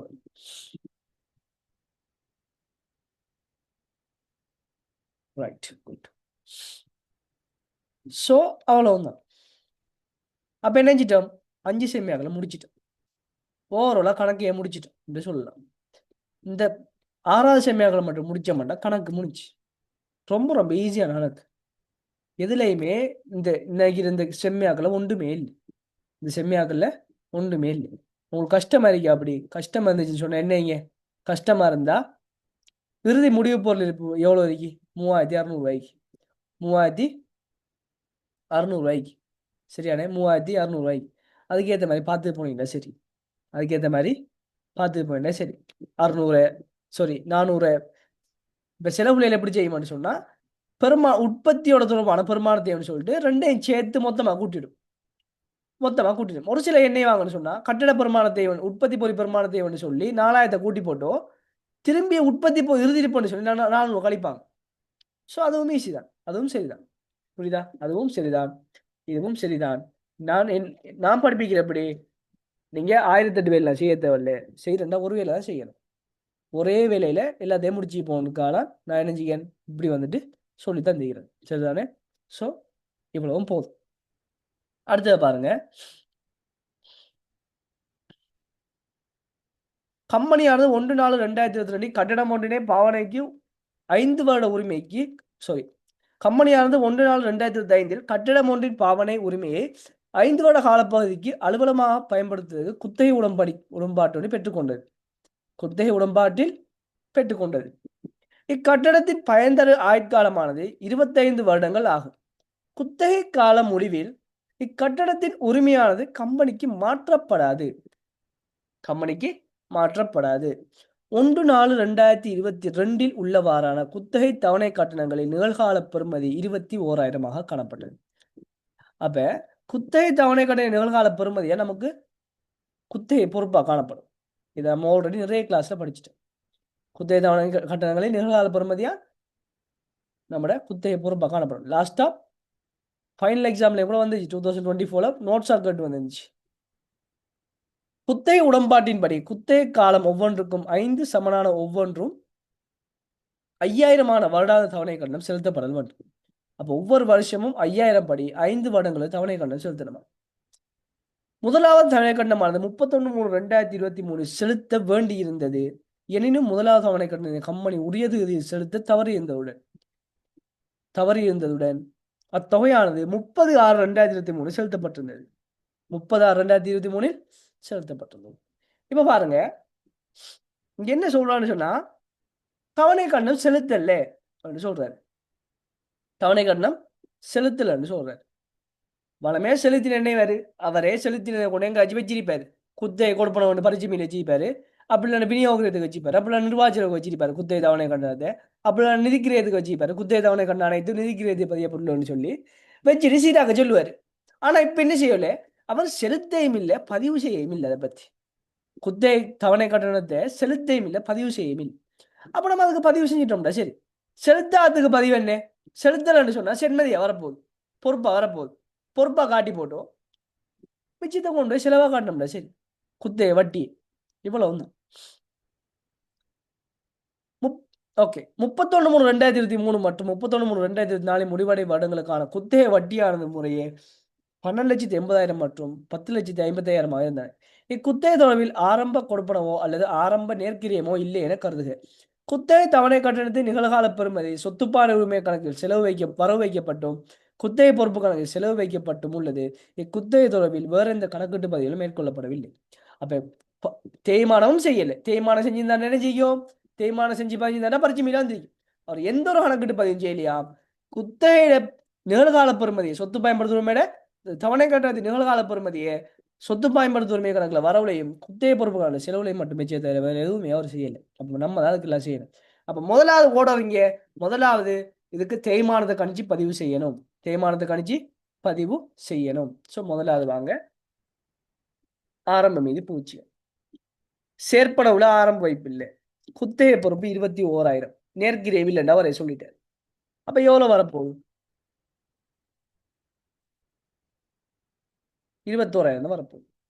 நம்ம சொல்லிட்டாரு அவர் 5 வருடங்கள் தான் பயன்தர ஆயிருக்கார். 5 வருடங்கள் தான் இதுல குத்தகை காலமாம். கம்பெனிக்கு இதுல உரிமை மாற்றப்படாதாம். அப்ப என்ன குத்தகை காலத்தான் தேய்மானம் பார்க்கணும். ஆரம்ப தேய்வு இல்லை, 21,000 பிரிச்சிங்கன்னு சொன்னா 4,200 தேய்மானமா வரும். இறுதி மீதி எவ்வளவு இருக்குது? இந்த தேய்மானம் தான் இறுதி மீதியா வரும்.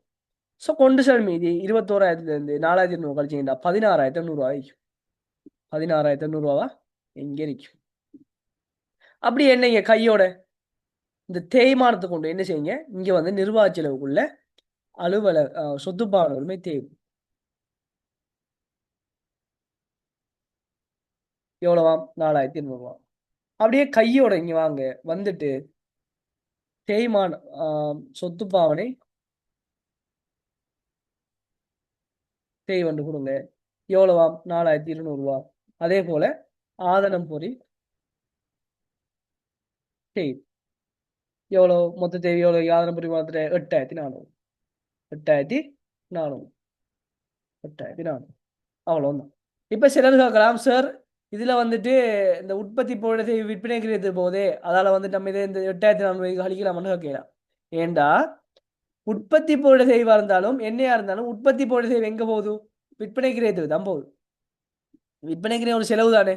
ஸோ அதால பின்வரும் செலவுகள் கழிக்கப்பட்ட பின்னர் தான் வரிக்கு முன்னாவும் கணிக்கப்பட்டிருக்கு. அப்படியே தான் கொடுக்கணும். இங்க வந்துட்டு அப்ப குத்தையை முடிச்சிட்டோம். இப்ப குத்தகை பொறுப்புக்கு போகிறோம். ஸோ நம்ம தெரியும் வளமையா நம்ம குத்தகை பொறுப்பை காணுறதுக்கு ஒரு செய்கை ஒன்று செய்வோம். செய்கை ஒன்று கட்டாயம் செய்வோம் நம்ம. ஸோ நம்ம என்ன செய்வோம்? முதலாவது நம்ம ஒரு டி ஃபார்ம் போடுவோம். டி ஃபார்ம் போட்டு நான் உங்களுக்கு சொல்லித்தார். ரைட். இங்க வந்துட்டு சொத்து பாவனை உரிமை கணக்குல வரவு வைக்கப்பட்டீங்க, நம்ம குத்தகை பொறுப்பு கணக்குல செலவு வைக்கப்பட்டீங்க 21,000 சொல்லி. இது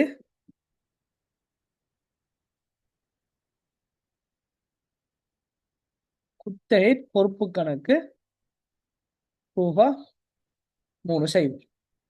சரிதானே? ரூபா 3,0. இப்ப நான் ஆல்ரெடி சொன்ன மாதிரி போன கணக்குலயே போன கிளாஸ்ல சொல்லி தந்தேன். குத்தகை தவணை கண்டதுக்குரிய இரட்டை பதிவு எப்படி வரும்? முதலாவது குத்தகை தவணை கண்டதுக்கு இரட்டை பதிவு எப்படி வரும்னு சொன்னா, காசு குத்தகை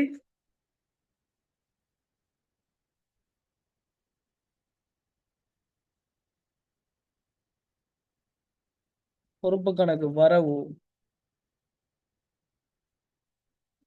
காசு கணக்கு செலவு. ஆனா இங்கே செலுத்தவில்லை செலுத்தவில்லை ஆகையால் இது வந்துட்டு எங்க போவோம்? இந்த காசு கணக்கு வராமலுக்கு இது வந்துட்டு குத்தகை நடைமுறை பொறுப்பு போகும். குத்தகை நடைமுறை பொறுப்புக்குள்ள இது வந்துட்டு போகும். குத்தகை நடைமுறை பொறுப்பு.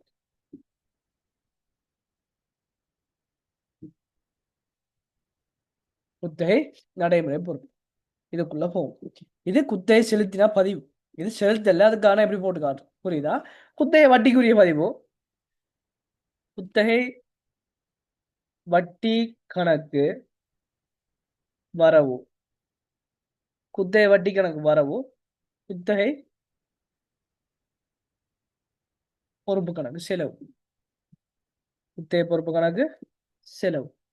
சோ இங்க பாருங்க, இப்ப இந்த குத்தகை வட்டி இந்த மாதத்துக்கு 1,850. ஸோ முதல்ல குத்தகை வட்டியை வந்துட்டு எங்க செய்வோம்? நிதிக்கிரியத்துல பதிவு. அதுக்கு பதிவே செய்யலையா? அப்ப முதல்ல அது வாங்க நிதிக்கிரியத்துக்கு வந்து குத்தகை வட்டி எவ்வளவாம்? குத்தகை வட்டி வந்துட்டு அவர் தெளிவா சொல்லிட்டாரு நம்ம கிட்ட 1,280.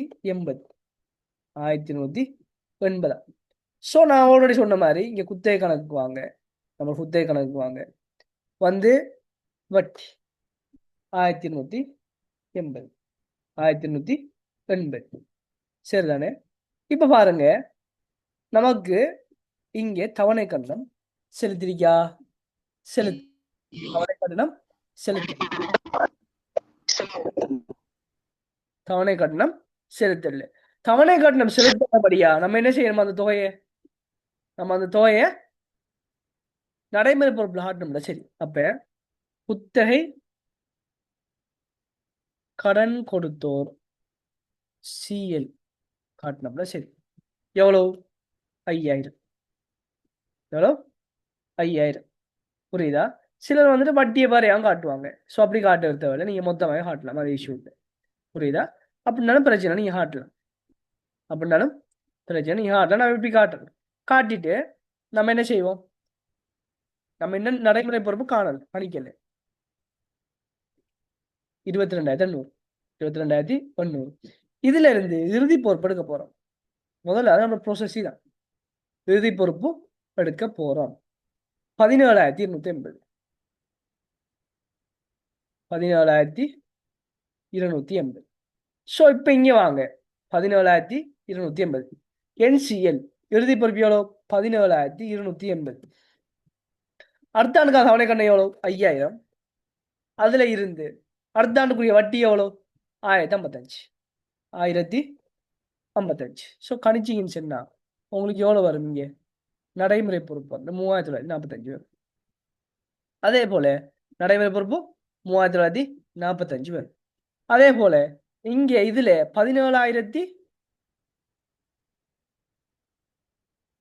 இருந்து 3,945 கழிச்சீங்கன்னா உங்களுக்கு என்ன வரும்? நடைமுறை அல்ல பொறுப்பு இங்க வந்துட்டு வரும் 13,335. 13,335.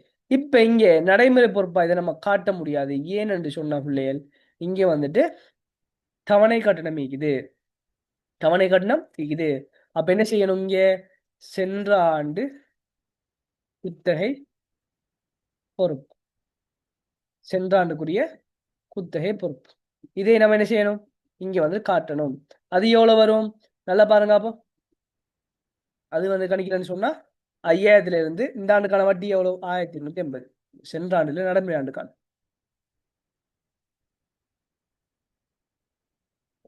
சோ இப்படி கணிப்போம். அது 5000 இருந்து 1280 கழிச்சம் பண்ணி சொன்னா 3720.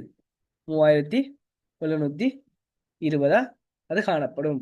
ஸோ 3720 சொன்னா அப்ப இங்க குத்தோட நடைமுறை பொறுப்பு இப்ப எவ்வளவு? நம்ம நிதிநிலைமை கூட்டில் ஆட்ட வேண்டியது. ஸோ அது வந்துட்டு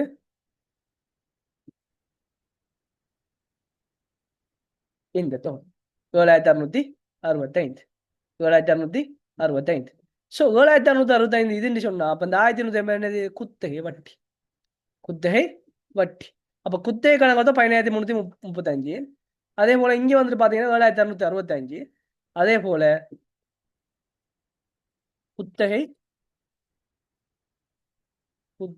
வட்டி எவ்வளவு? 1880. 1880. அவ்வளவுதான் இந்த குத்தகை தொடர்பா. ஸோ சகலத்தை என்ன செஞ்சுட்டு பாருங்க. அப்போ குத்தகை வட்டியை பதிஞ்சிட்டு, குத்தகை வட்டியை பதிஞ்சு அதை வந்துட்டு நடைமுறை பொறுப்பாக காணிச்சு இந்த தவணை கணக்கு செலுத்தப்படாட்டி நம்ம என்ன செய்யணும்? அதை கண்டிப்பா அதை காட்டத்தான் வேணும். அப்ப நடைமுறை பொறுப்புல வந்துட்டு 2 பொறுப்பு. அதாவது பாருங்க. அப்போ எப்ப செலுத்தப்பட்டியா? 30/6/2023. 30/6/2023 என்ன செய்தாரு? இந்த 5000 செலுத்துறாரு. இந்த 5000க்குள்ள 1,250 ரூபாய் வட்டி இருக்குது. அதே போல 3,720 என்ன இருக்குது? குத்தகை பொறுப்பு காணப்படுது. ஸோ அவ்வளவுதான் இங்க விஷயம் முடிச்சிச்சு. இப்ப வந்து கையோட என்னங்க குத்தகை வட்டி சொல்லி இங்க காட்டி விடுங்க. குத்தகை ஓகே தேவையில்ல. வேற செலவுக்கு முக்கியமான செலவு பார்ப்போம். இல்லைண்டா போடுவோம். பாருங்க. கம்பெனி பொருட்களை 1 வருட உத்தரவாதத்தில் விற்பனை செய்வதுடன் 31/3/2023 உள்ளவாறான உத்தரவாதத்துக்கான ஏற்பாடு 1150. அப்ப இறுதி உத்தரவாத ஏற்பாடு 1150 மதிப்பிடப்பட்டிருந்தது. 31/3/2023 முடிவடையும் வருடத்தில் உத்தரவாதத்தில் 6 லட்சம் கிரியமான பொருட்கள் திருத்துவதற்கு செலவு செய்யப்பட்டீங்க, விநியோக தொழில்நுட்பட்டீங்க. அப்ப என்ன சொல்றான்னு சொன்னா இங்க உத்தரவாதத்துக்கு செலவு செஞ்சீங்க. ஸோ இங்க உத்தரவாத ஏற்பாட்டு கணக்கு ஒன்று போடணும். ஸோ உத்தரவாத ஏற்பாட்டு கணக்கு எடுத்தோம்னு சொன்னா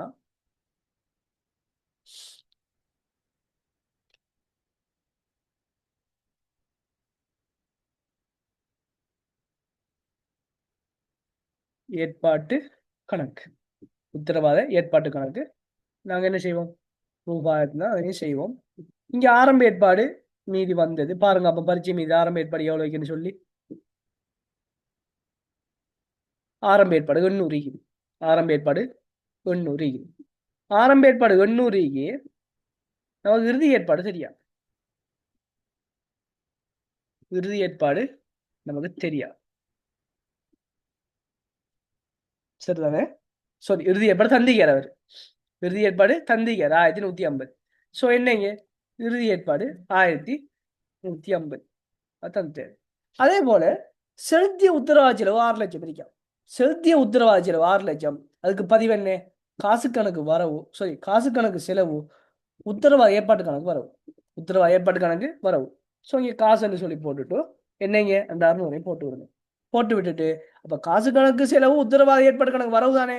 ஆனா எங்க வச்சுக்கிற மாதிரி விநியோகத்தில் வச்சுக்கலாம். ஸோ என்னங்க விநியோக கிரயத்துல விற்பனை உத்தரவாதம் சொல்லி உத்தரவாதம் சொல்லி கலி விற்பனை உத்தரவாதம் சொல்லி கலி எவ்வளவு 600. அவ்வளவுதான். ஸோ அடுத்தது பாருங்க இப்ப உண்மையான செலவு கணக்கு. உண்மையான செலவு எவ்வளவு? ஸோ 1750. அப்ப 1750 வந்து ஆரம்ப மீதி எவ்வளவு? ஆரம்ப மீதி வந்து 800. அப்ப 1750 வந்து ஆரம்ப மீதி 800 கழிச்சிங்கன்னு சொன்னா உங்களுக்கு உண்மையா வரப்போற மீதி எவ்வளவு? 950. 950 நீங்க செலவா காட்டணும். சரிதானே? அப்ப நீங்க என்ன எப்ப திரும்பி விற்பனை உத்தரவாத செலவு 950. 950. சரிதானே? அப்ப இது ஏன் நான் இப்படி செஞ்சு காட்டுண்டா சிலர் நீங்க என்ன அப்படியே உத்தரவாத இதை போடாமலுக்கு இது இல்லாமலுக்கு சில ஸ்டூடெண்ட்ஸ் அப்படியே 350 காட்டும். ஏன் நான் இப்படி போட்டு காட்டுன்னு சொன்னா உத்தரவாத செலவை தான் நாங்க என்ன செய்வோம் இங்க வந்து காட்டுவோம். அப்ப உத்தரவாத செலவு, அதாவது உத்தரவாத செலவுன்னு சொல்லி 950 தான் காட்டுவோம். ஏன்னு சொன்னா இந்த 950 கழிக்கப்பட்டுதான் இந்த லாபம் என்ன பட்டி கணிக்கப்பட்டி 950 கழிக்கப்பட்டுதான் இந்த வரிக்கு முன் லாபம் கணிக்கப்பட்டி. அப்ப இங்க என்ன செலவா எவ்வளவு கழிக்கப்படுதோ அப்ப அந்த தொகை இதெல்லாம் என்ன செய்யணும் இங்க காட்டணும். அப்ப அதுல நீங்க குழம்பிடக்கூடாதுக்கான எப்படி போட்டு காட்டுறோம் புரியுதா?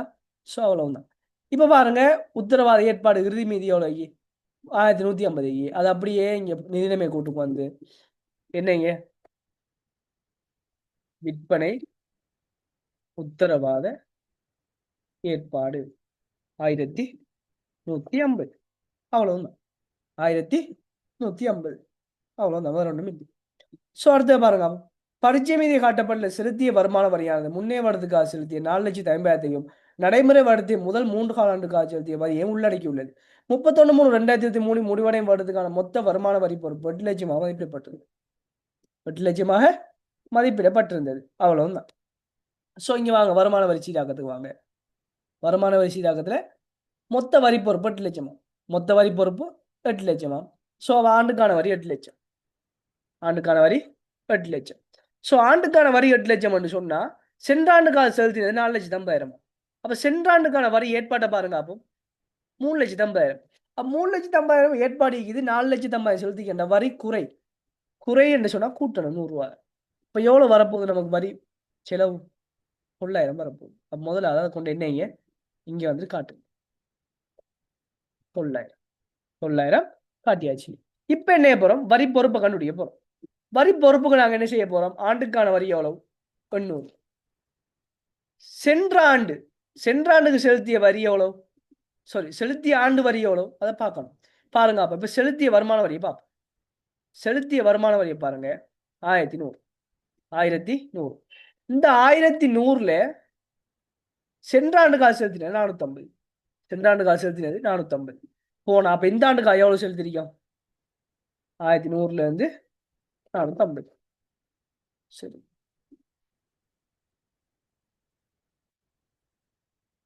இந்த ஆண்டு காசு செலுத்தினா 450. அப்ப இந்த ஆண்டு காசு செலுத்தினா 650. இந்த ஆண்டுக்கான மொத்த வரி பொறுப்பு ஒன்னு சொன்னா செலுத்த வேண்டிய வரி பொறுப்பு 150. செலுத்த வேண்டிய வரி பொறுப்பு 150. சோ இதெல்லாம் யாருக்காச்சும் குழப்பம் மீதா இது வரைக்கும் வந்ததுல ஃபரா இம்சான் ஜெயினா குழப்பம் மீதா அவங்களுக்கும் குயிக் ஆன்சர் பண்ணுங்க. அப்போ அடுத்தது போவோம். இப்ப அடுத்தது பாருங்க 1/4/2022 உள்ளவாறான கம்பெனியின் கூறப்பட்ட மூலமானது பங்கொன்று 10 ரூபாய் படி வழங்கப்பட்ட சாதனங்களை கொண்டுள்ளது. அது தராது. 1/10/2022 ஒவ்வொன்றும் 5 பங்குகளுக்கு 1 பங்கு என்றவாறு பங்கொன்று 10 ரூபாய் படி நிறுத்தி வைத்த வருவாய் மூலமாக்கியது. எனினும் இது தொடர்பிலான கணக்கீட்டு பதிவு மேற்கொள்ளப்படவில்லையா. அதே போல கம்பெனி 1/1/2023 10,000க்கு பொது பங்கு வழங்கல் ஒன்று மேற்கொண்டியாம். இவ்வளங்கள் சரியாக பதியப்பட்டி. அப்ப பரீட்சை மீது காட்டப்பட்டுள்ள நமக்கு இந்த காட்டப்பட்டுள்ள 40,000 கூறப்பட்ட சாதன மூலதனமும் என்னத்தை கூட்டப்பட்டு வந்திருக்கும், இந்த 10,000 கூட்டப்பட்டு தான் வந்திருக்கும். 10,000 கூட்டப்பட்டு தான் வந்திருக்கும். அப்ப என்னங்க நீங்க வந்து ஆரம்ப மீதியை கணிக்கும் போதோ, இப்ப நான் செஞ்சு காட்டுறேன் பாருங்க. 40,000 இருந்து 10,000 கழிச்சு தான் நீங்க என்ன வேணும், இத இந்த ஆரம்ப மீதியை எடுக்கணும். கூறப்பட்ட மூலதனம் ரைட், ஓகே வராது, அப்படி போடுறேன் சரிதானே. அப்ப 30,000 வரும், 30,000 வரும், 30,000 வரும். இப்ப பாருங்க, இந்த 30,000 இருப்பும் இந்த 30,000 கூறப்பட்ட சாதன மூலதனமும் 10 ரூபா படி வழங்கப்பட்ட சாதனம் கொண்டீங்க. அப்ப எத்தனை பங்குன்னு பார்க்கணும். அப்ப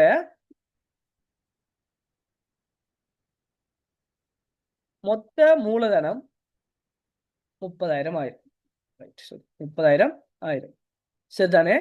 அப்ப ஒரு பங்கு எவ்வளவு, 10 ரூபா. ஒரு பங்கு 10 ரூபா. அப்ப மொத்த பங்குகளின் எண்ணிக்கை, பங்குகளின்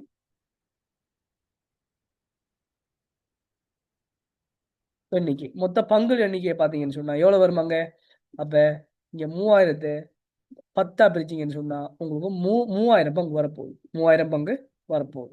இதுக்கு என்ன கேட்டா 5 பங்குக்கு ஒரு பங்கு என்று படி, 5 பங்குக்கு ஒரு பங்கு படி. அப்ப எப்படி செய்யணும், 5 பங்குக்கு 5 பங்கு வச்சிருந்தா சரி, 5 பங்கு வச்சிருந்தா ஒரு பங்கு படி எத்தனை பங்கா,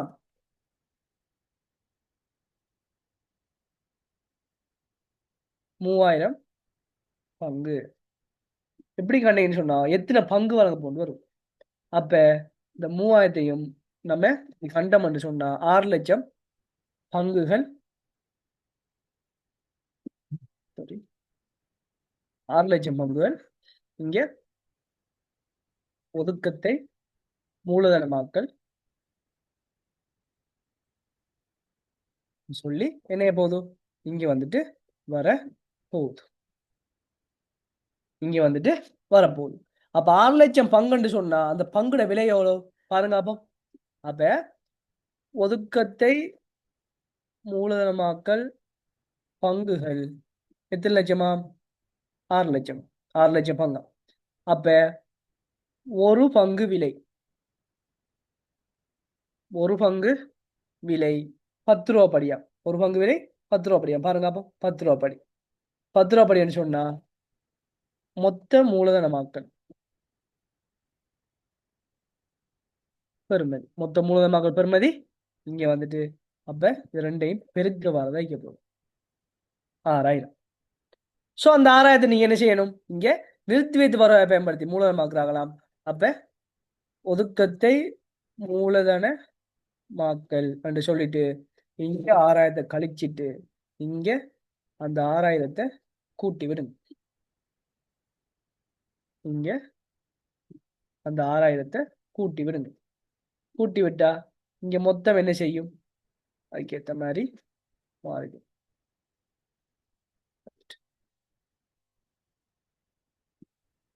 மொத்தம் 0, அவ்வளவுதான். இப்ப என்னங்க நீங்க இந்த மீதியை போடும் போது நல்லா பாருங்க, பரீட்சை மீதியில 40,000 மீதி. ஆனா நீங்க என்ன செய்யுங்க, பரீட்சை மீதி 40,000ல இருந்து 10,000 கழிச்சு தான் போனீங்க. அந்த 10,000 என்னது, 10,000 வந்துட்டு பொது வளங்கள். அப்ப அதையும் பறிச்சு விடுங்க. அப்ப பொது வளங்கள். அப்ப இந்த டேட் ஆர்டர்ல பதித்தாலும் அப்படி பதிஞ்சிங்க, பொது வளங்கள்.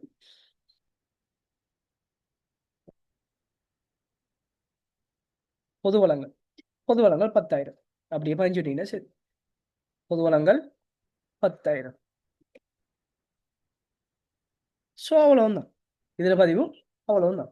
அடுத்து பாருங்க, இயக்குனர் கட்டணம் 1,500 ரூபாய், நிர்வாக உள்ளடக்கப்பட்ட சாதாரண பங்காளர் செலுத்தி இடைக்கால பங்களா 1 ரூபாய். அப்ப இயக்குனர் கட்டணம், அப்ப இயக்குனர் கட்டணம் என்ன முதலாவது இங்க காட்டுங்க, இயக்குனர், இயக்குனர் கட்டணம் 1,500. ஒதுக்கத்தை மூலமாக திரும்ப எக்ஸ்பிளைன் பண்ணுறேன். எஸ் கொஞ்சம் வெயிட் பண்ணுங்க, இதை முடிச்சிட்டு வா, அப்படி இது மறந்துடும். இப்போ என்னங்க இடைக்கால பங்களாம் ஏனைய செலவு உள்ள படிக்க. அப்ப ஏனைய செலவுக்குள்ள வாங்க, இடைக்கால பங்களாம் அதை கழிச்சு விடுங்க. இடைக்கால பங்களாவும் எவ்வளவாம்? 800 ரூபா. அப்படியே கையோட வாங்க வந்து இடைக்கால பங்களாவும் என்று சொல்லிட்டு 800 கழிச்சு காட்டும். 800 கழிச்சு காட்டும். Right right. இப்ப பாருங்க, ஒதுக்கத்தை மூலமாக்கல் எப்படின்னு சொன்னா நல்லா பாருங்க. அப்ப அவர் என்ன சொல்லிக்காரு? கம்பெனியில காணப்பட்ட ஆரம்பத்தில் காணப்பட்ட 1/4/2022 காணப்பட்ட மூலதனமானது 10 ரூபா படி வழங்கப்பட்ட சாதனங்களை கொண்டீங்க. சரிதானே? 1/10/2022 இந்த ஆரம்பத்தில் காணப்பட்ட 5 பங்குகளுக்கு 1 பங்கு என்ற படியில நிறுத்தி வைத்து வருவாய் பயன்படுத்தி மூலதனமாக்கிக்கலாம். இது செஞ்சதுக்கு அப்புறமா இது 1/10/2022 இவங்க செய்யறாங்க. சரிதானே? ஒதுக்கத்தை மூலதனமாக்கணும் முடிவெடுக்காங்க. முடிவெடுத்து செய்யறாங்க. அதை பிறகு 1/1/2023 10,000க்கு பொது வளங்கள் ஒன்று செய்யப்பட்டி. அந்த பொது வளங்களானது சரியா பதியப்பட்டின்னு சொன்னா இப்ப நல்லா பாருங்க, நம்ம பொது வளங்கள் செய்யப்பட்டது எப்ப பாருங்க. அப்போ பொது வளங்கள் செய்யப்பட்டது 1/1/2023. ஆனா ஒதுக்கத்தை மூலமாக செய்யப்பட்டது எப்ப? 1/10/2022. அப்ப ஒதுக்கத்தை மூலமாக தான் முதல்ல அது செய்யப்பட்டி. அப்ப இவர் என்ன செஞ்சிருக்காரு? இந்த ஒதுக்கத்தை மூலமாக பதிவு செய்யல, ஆனா இந்த பொது வளங்களை பதிவு செஞ்சிருக்காரு. பொது வளங்களை பதிவு செஞ்சா கூறப்பட்ட மூலதன கணக்குல என்ன செஞ்சிருக்கும் பிள்ளைகள்? நல்லா பாருங்க. அப்போ கூறப்பட்ட மூலதனம் 40,000.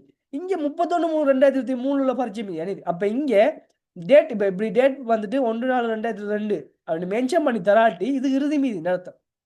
இது இறுதி மீதி அர்த்தம். அப்ப இறுதி மீதி வந்துட்டு எவ்வளவு? 40,000 காணப்படுது. அந்த இறுதி மீதி 40,000 எப்படி வந்திருக்கும்? இந்த 10,000 சேர்த்து தான் வந்திருக்கும். இந்த 10,000 சேர்த்து தான் அந்த இறுதி மீதி 40,000 வந்திருக்கும். அப்ப ஆரம்ப மீதியை கணிக்கிறேன்னு சொன்னா இங்க பதியப்பட்ட கூறப்பட்ட மூலதனத்தோட ஒதுக்கத்தை மூலதனமாக்கல் விஷயம் பதியப்படல. ஆனால் பொது வளங்கள் மாத்திரம் பதியப்பட்டீங்க. அந்த பொது வளங்கள் பதியப்பட்ட மீதி தான் 40,000. பொது வளங்கள் 10,000 கழிச்சா ஆரம்ப மீதி 30,000 வரும். இது முதலாவது விஷயம். இப்ப ரெண்டாவது பாத்தீங்கன்னு சொன்னா இந்த 30,000ங்கிற சாதாரண பங்கும் ஒரு பங்கு 10 ரூபா படி வழங்கப்பட்ட பங்கா அப்படின்னு சொன்னா ஒரு பங்கு மொத்த மூலதனம் அந்த டேட்டை போட்டுக்கோ கொஞ்சம் வெயிட் பண்ணுங்க. 1/4/2022 சரிதானே? 30,000. அப்ப ஆரம்பத்தில் காணப்பட்ட 30,000 மூலதனம் ஒரு பங்கு 10 ரூபா படி வழங்கப்பட்டதா. ஒரு பங்கு ரூபா 10 படி வழங்கப்பட்டதா. சரிதானே? ரூபா 10 படி வழங்கப்பட்டதா. அப்ப இங்க 3,000 பங்குகள் காணப்படும். 3,000 பங்குகள் இங்க காணப்படும். 3,000 பங்குகள் இங்க காணப்படும். இதன் அடிப்படையில கொஞ்சம் பண்ணுங்க. 3,000 பங்கு இதன் அடிப்படையில் 6 லட்சம் பங்கு என்ன செய்யும்? இங்க வந்திருக்கு. 6 லட்சம் பங்கு இங்க வந்திருக்கு. ரைட். 6 லட்சம் பங்கு இங்க வந்திருக்கு. அப்ப 6 லட்சம் பங்கு என்ன செய்யப்படுது? பொது வளங்கள்ல வழங்கப்படுது. சொல்லுங்க. ரைட். கொஞ்சம் வெயிட் பண்ணுங்க, முடிச்சிட்டு வரேன். அப்ப 6 லட்சம் பங்கு என்ன செய்யப்படுது? பொது வளங்கள்ல செய்யப்படுது. அப்ப இப்படித்தான் பொது வளங்கள் இருக்கு. அப்ப ஆரம்பத்துல 3,000 காணப்படுது. சரிதானே? 3,000 ரைட். 30,000 ரைட். 30,000 இங்க காணப்படுது. இந்த 30,000 ஒவ்வொரு பங்கும் 10,000 படி காணப்படுதா? 3,000 பங்குகள் காணப்படுது. 3,000 பங்கு இங்க இருக்கு. அப்ப 5 பங்குக்கு ஒரு பங்கு படி 3,000 பங்கு பார்த்தோம்னு சொன்னா மொத்தம் 6 லட்சம் பங்கு வழங்க போறோம். அப்ப 6 லட்சம் பங்கு வழங்க போறோம்னு சொன்னா எவ்வளவுக்கு வழங்க போறோம்? ஒரு பங்கு 10 ரூபா வழியில வழங்க போறோம். இங்க சொல்லிக்காரு பாருங்க. அப்ப பங்கொன்று ரூபா 10 ரூபா படி நிறுத்தி வைத்து வருவாய்களே மூலதனமாக்கியது. ஸோ இங்க ஒரு பங்கு 10 ரூபா படின்னு சொன்னா 6 லட்சம் பங்கும் 6,000க்கு என்ன போகுது? மூலதனமாக்க போறாங்க. அதை நாங்க நெஞ்சிக்கோம், இங்க பஞ்சிக்கோம். இப்ப புரிஞ்சுதா? வர புரிஞ்சுதா மேப்ப? Right, good. ஸோ இப்போ இம்சான் வந்துட்டு பாருங்க, இந்த வருமான வரி 150 வந்து எப்படி கட்டுனீங்க? நல்லா பாருங்க, நமக்கு செலுத்திய வருமான வரி எவ்வளவு? 1,100. இந்த செலுத்திய வருமான வரிக்குள்ள இப்ப செலுத்திய வருமான வரிக்குள்ள இந்த 450 ரூபாய் என்னையா? இங்க பாருங்க. அப்போ பரீட்சை மீது காட்டப்பட்டுள்ள செலுத்திய வருமான வரியானது முன்னே வருடத்துக்காக செலுத்திய 4,50,000 உள்ளடக்கிக்க. சரிதானே? நடைமுறை வருடத்தை முதல் 3 காலங்களுக்கு செலுத்திய வரையும் உள்ளடக்கிக்க. அப்ப நல்லா பாருங்க, நடைமுறை ஆண்டுக்கு மதிப்பிடப்பட்ட வரியை பாருங்க அப்போ 31/3/2023 முடிவடையும் வருடத்துக்கான மொத்த வரி பொறுப்பு 8 லட்சமா. அப்ப இந்த வருஷத்துக்காக மதிப்பிடப்பட்ட மொத்த வரி பொறுப்பு 8 லட்சத்தை நாங்க என்ன செய்யும் இந்த காட்டுறீங்க ஆண்டுக்கான வரி என்று சொல்லி அதைத்தான் நான் என்ன செஞ்சீங்க இங்கே காட்டிங்க ஆண்டுக்கான வரி என்று சொல்லி. அப்ப ஆண்டுக்கான வரி 8 லட்சம். இதுல இந்த ஆண்டுக்காக செலுத்திய வரியோடு பார்க்கணும். அப்ப இந்த ஆண்டுக்காக செலுத்திய அப்ப மொத்த வரி செலுத்திய வரியை பார்த்தீங்கன்னு சொன்னா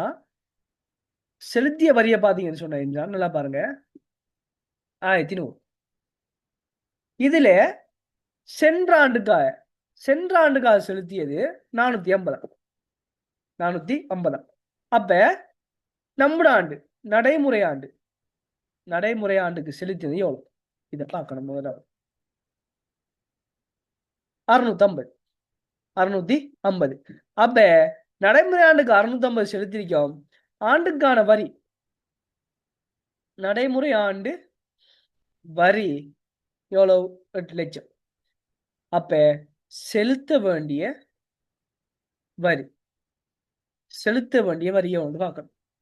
செலுத்த வேண்டிய வரி இப்ப பாருங்க. அப்ப இந்த 8 லட்சத்துல இருந்து 6,50,000 கழிச்சிங்கன்னு சொன்னா உங்களுக்கு 1,50,000 செலுத்த வேண்டிய வரியா வரும். அதான் செஞ்சுக்கிறேன் நான். செலுத்திய ஆண்டு வரி என்று போட்டு இந்த ஆண்டு காலத்தில் செலுத்தப்பட்ட மொத்த வரியிலிருந்து சென்ற ஆண்டுக்காக செலுத்தப்பட்ட வரியை கழிச்சா இந்த ஆண்டுக்காக செலுத்தப்பட்ட வரி 650 சொல்லி வரும். அப்ப 1100 இருந்து 450 கழிச்சு வரல 650ஓட 800 இருந்து 650 கழிச்ச மாட்டான் மிச்சம் 150. நாங்க என்ன செய்யணும் இன்னும் வரி செலுத்த வேண்டியிருக்கு. அப்ப அந்த செலுத்த வேண்டிய வரியத்தை நாங்க என்ன செய்வோம் வரி பொறுப்புன்னு சொல்லி நாங்க ஆணுவோம். இது விளைஞ்ச அம்சம். இது விளைஞ்சா சொன்னது இம்சானுக்கு இது கிளியரா? Right, good. ஸோ பாருங்க ஓவரால் நம்ம நினைச்சிட்டோம் இந்த கணக்கை முடிச்சிட்டோம். ஸோ இப்போ என்ன சரி இப்போ லாஸ்ட்டாக வந்துட்டு பரிச்சை மீதிக்கு வாங்க. இங்கே பாருங்க அப்போ இடைக்கால பங்களாகவும் பதிஞ்சிட்டோம். புரியுதா? இப்போ என்னங்க லாஸ்டா உங்களோட பரீட்சை மீதிக்கு வாங்க. ஸோ பரீட்சை மீதிக்கு வாங்க. அப்போ வந்தீங்கன்னு சொன்னால் ஆதாரம் புரியணும் ஓகே, திருண்ட பெருமானத்தையும் ஓகே, சொத்து பானுமே குத்தகை பொறுப்பு ஓகே, மோட்டார் நாட்டு மீது ஆயம் ஓகே. விற்பனை 75,900. விற்பனை 75,900. விற்பனை கிரயம் 45,200. அப்போ விற்பனைக்கு அது செய்கிறீங்க வாங்க 45,200. சரி,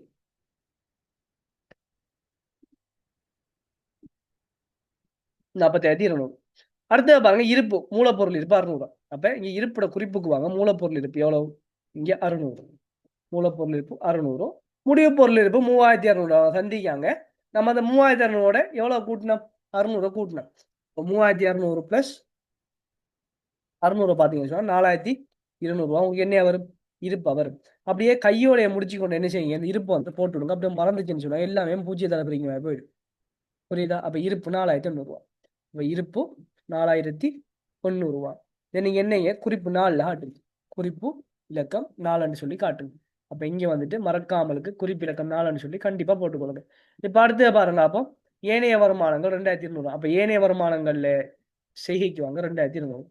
அதை போட்டாச்சு. அடுத்த பாருங்க வியாபார வருமதிகள் 9,150.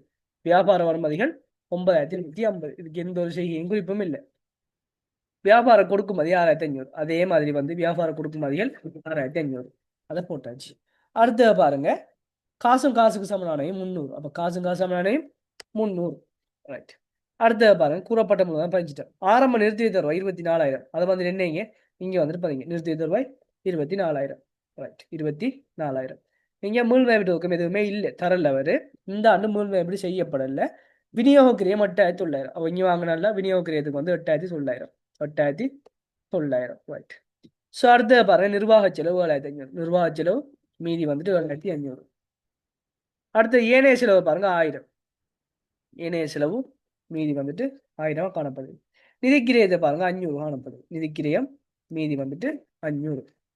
ஸோ அவ்வளவும் தான். செலுத்தி வருமானம் செலவுக்கு உத்தரவாத ஏற்பாடு ஓகே. ஸோ இப்போ வந்துட்டு என்ன செஞ்சீங்க நீங்க இதெல்லாம் முடிச்சீங்களா? இதெல்லாம் முடிச்செடுத்தீங்கன்னா பழக்கம் பாஸ். அவ்வளவுதான்.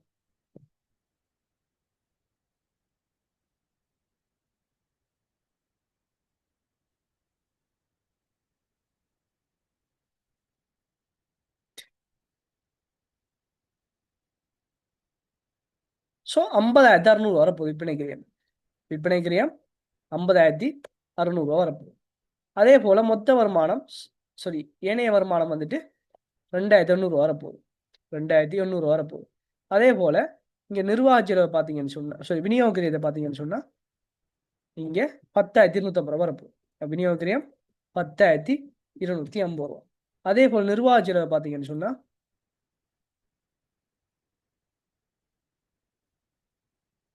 உங்களுக்கு 10,600 வரப்போகுது. நிர்வாக செலவு 10,600 வரப்போகுது.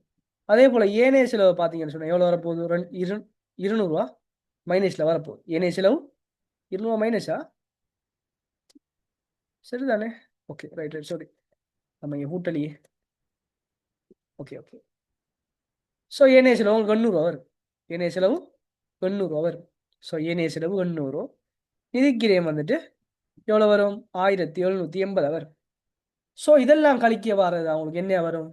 வரிக்கும் இல்லாமல் இங்கே வந்துட்டு பிரிக்க போகுது. ஸோ பாருங்க அப்போ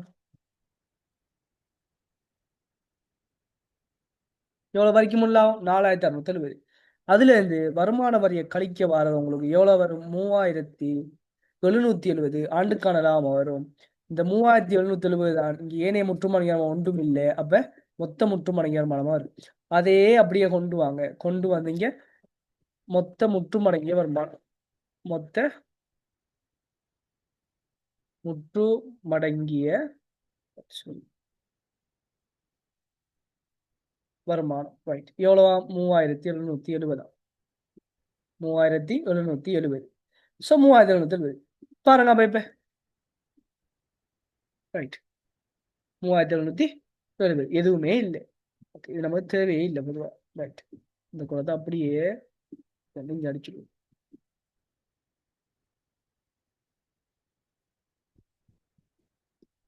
ரைட்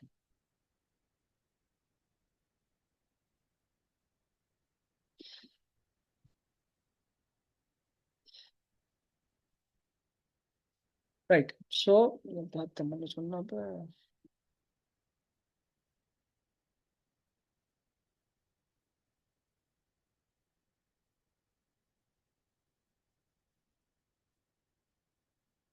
ரைட். ஸோ அவ்வளோதான்.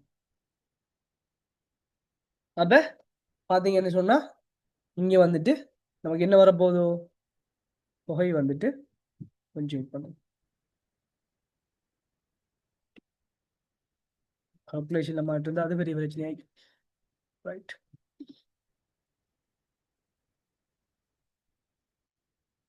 ஸோ இதுதான் நமக்கு என்ன வரப்போகுது? இறுதி உரிமையாண்மையாக வரப்போகுது. இறுதி உரிமையாண்மையாக வரப்போகுது. ஸோ பாருங்க 46,960. ஸோ கூறப்பட்ட மூலதனம் 46,000. நிறுத்தி வைத்த வருவாய்ங்கிற ஒதுக்கத்தை பாருங்க எவ்வளவு? 20,900. 20,900 மேல்மேட்டு ஒதுக்கம் இல்லை. ஸோ இதன் அடிப்படையில் நாம இப்போ முழுசா இதை நம்ம பேலன்ஸ் பண்ண போனோம்னு சொன்னா 97,050 பேர். அதே தொகை இங்க வருமா? 97,050. ஸோ நம்ம கணக்கு நம்ம செஞ்சது சரி. அதே கையோட மறக்காமலுக்கு என்ன செய்யணும்? பேலன்ஸ் ஆயினோட உச்சாப்பில் ஒலிம்பிட்டு வராமலுக்கு இந்த செய்கை இலக்கத்தை அப்படியே போட்டுட்டு ஓர்டர்ல அதே ஓர்டர்ல இங்க வந்து முதலாவது இலக்கம், அதே போல 2வது இலக்கம், அதே போல 3வது இலக்கம். கட்டாயம் இதுக்கு செய்கை இலக்கத்தை போட்டுக்கொள்ளுங்க. அப்புறம் எக்ஸாமில் குழம்பி பேத்துவாரு. கோவத்தில் வந்தாண்டா அப்புறம் எல்லாம் சரி. 5 2 2 3 2 2 4 5. அடுத்தது 6. நினைக்கிற 6. அதே போல 7வது நினைக்கிறது. ஸோ போட்டு இங்காலையும் ஒரு சில செய்கை இருக்குது. ஸோ 7வதுன்னு சொன்னா இங்க 8வது செய்கை வரப்போகுது.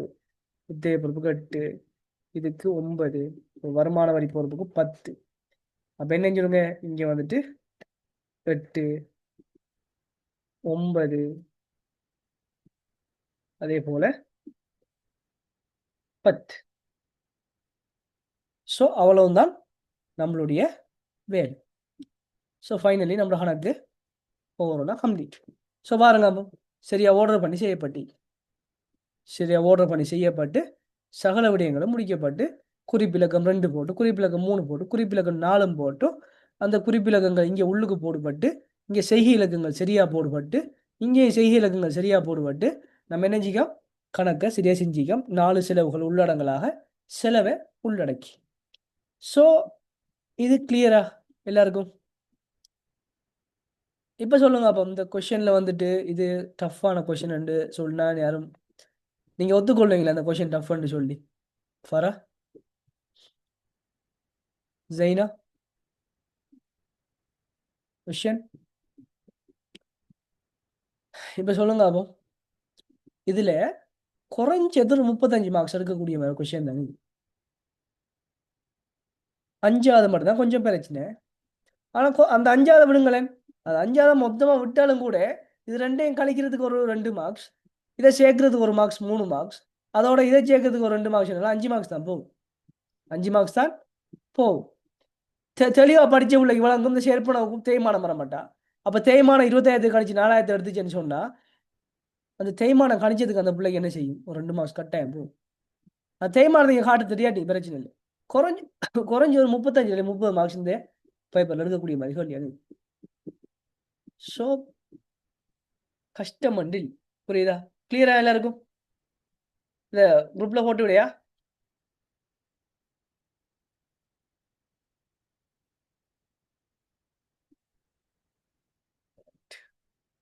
Right, okay. ஸோ இதை நான் குரூப்ல போட்டு விடுறேன். ரைட், நம்ம அடுத்தது காசுப்பாய்ச்சி கூட்டு தான் படிக்கும். சரிதானே? காசுப்பாய்ச்சி கூட்டு தான் நம்ம எடுப்போம். அந்த காசுப்பாய்ச்சி கூட்டுக்கு முதல்ல பங்குடைமையை பார்ப்போம். ஜெய்னா ஓகே நம்ம வர 5 நிமிஷம் ஜாயின் பண்ணீங்களா நீங்க? ஐ திங்க் இன்றைக்கு தான் ஜாயின் பண்ண மாதிரி எனக்கு தோணுது.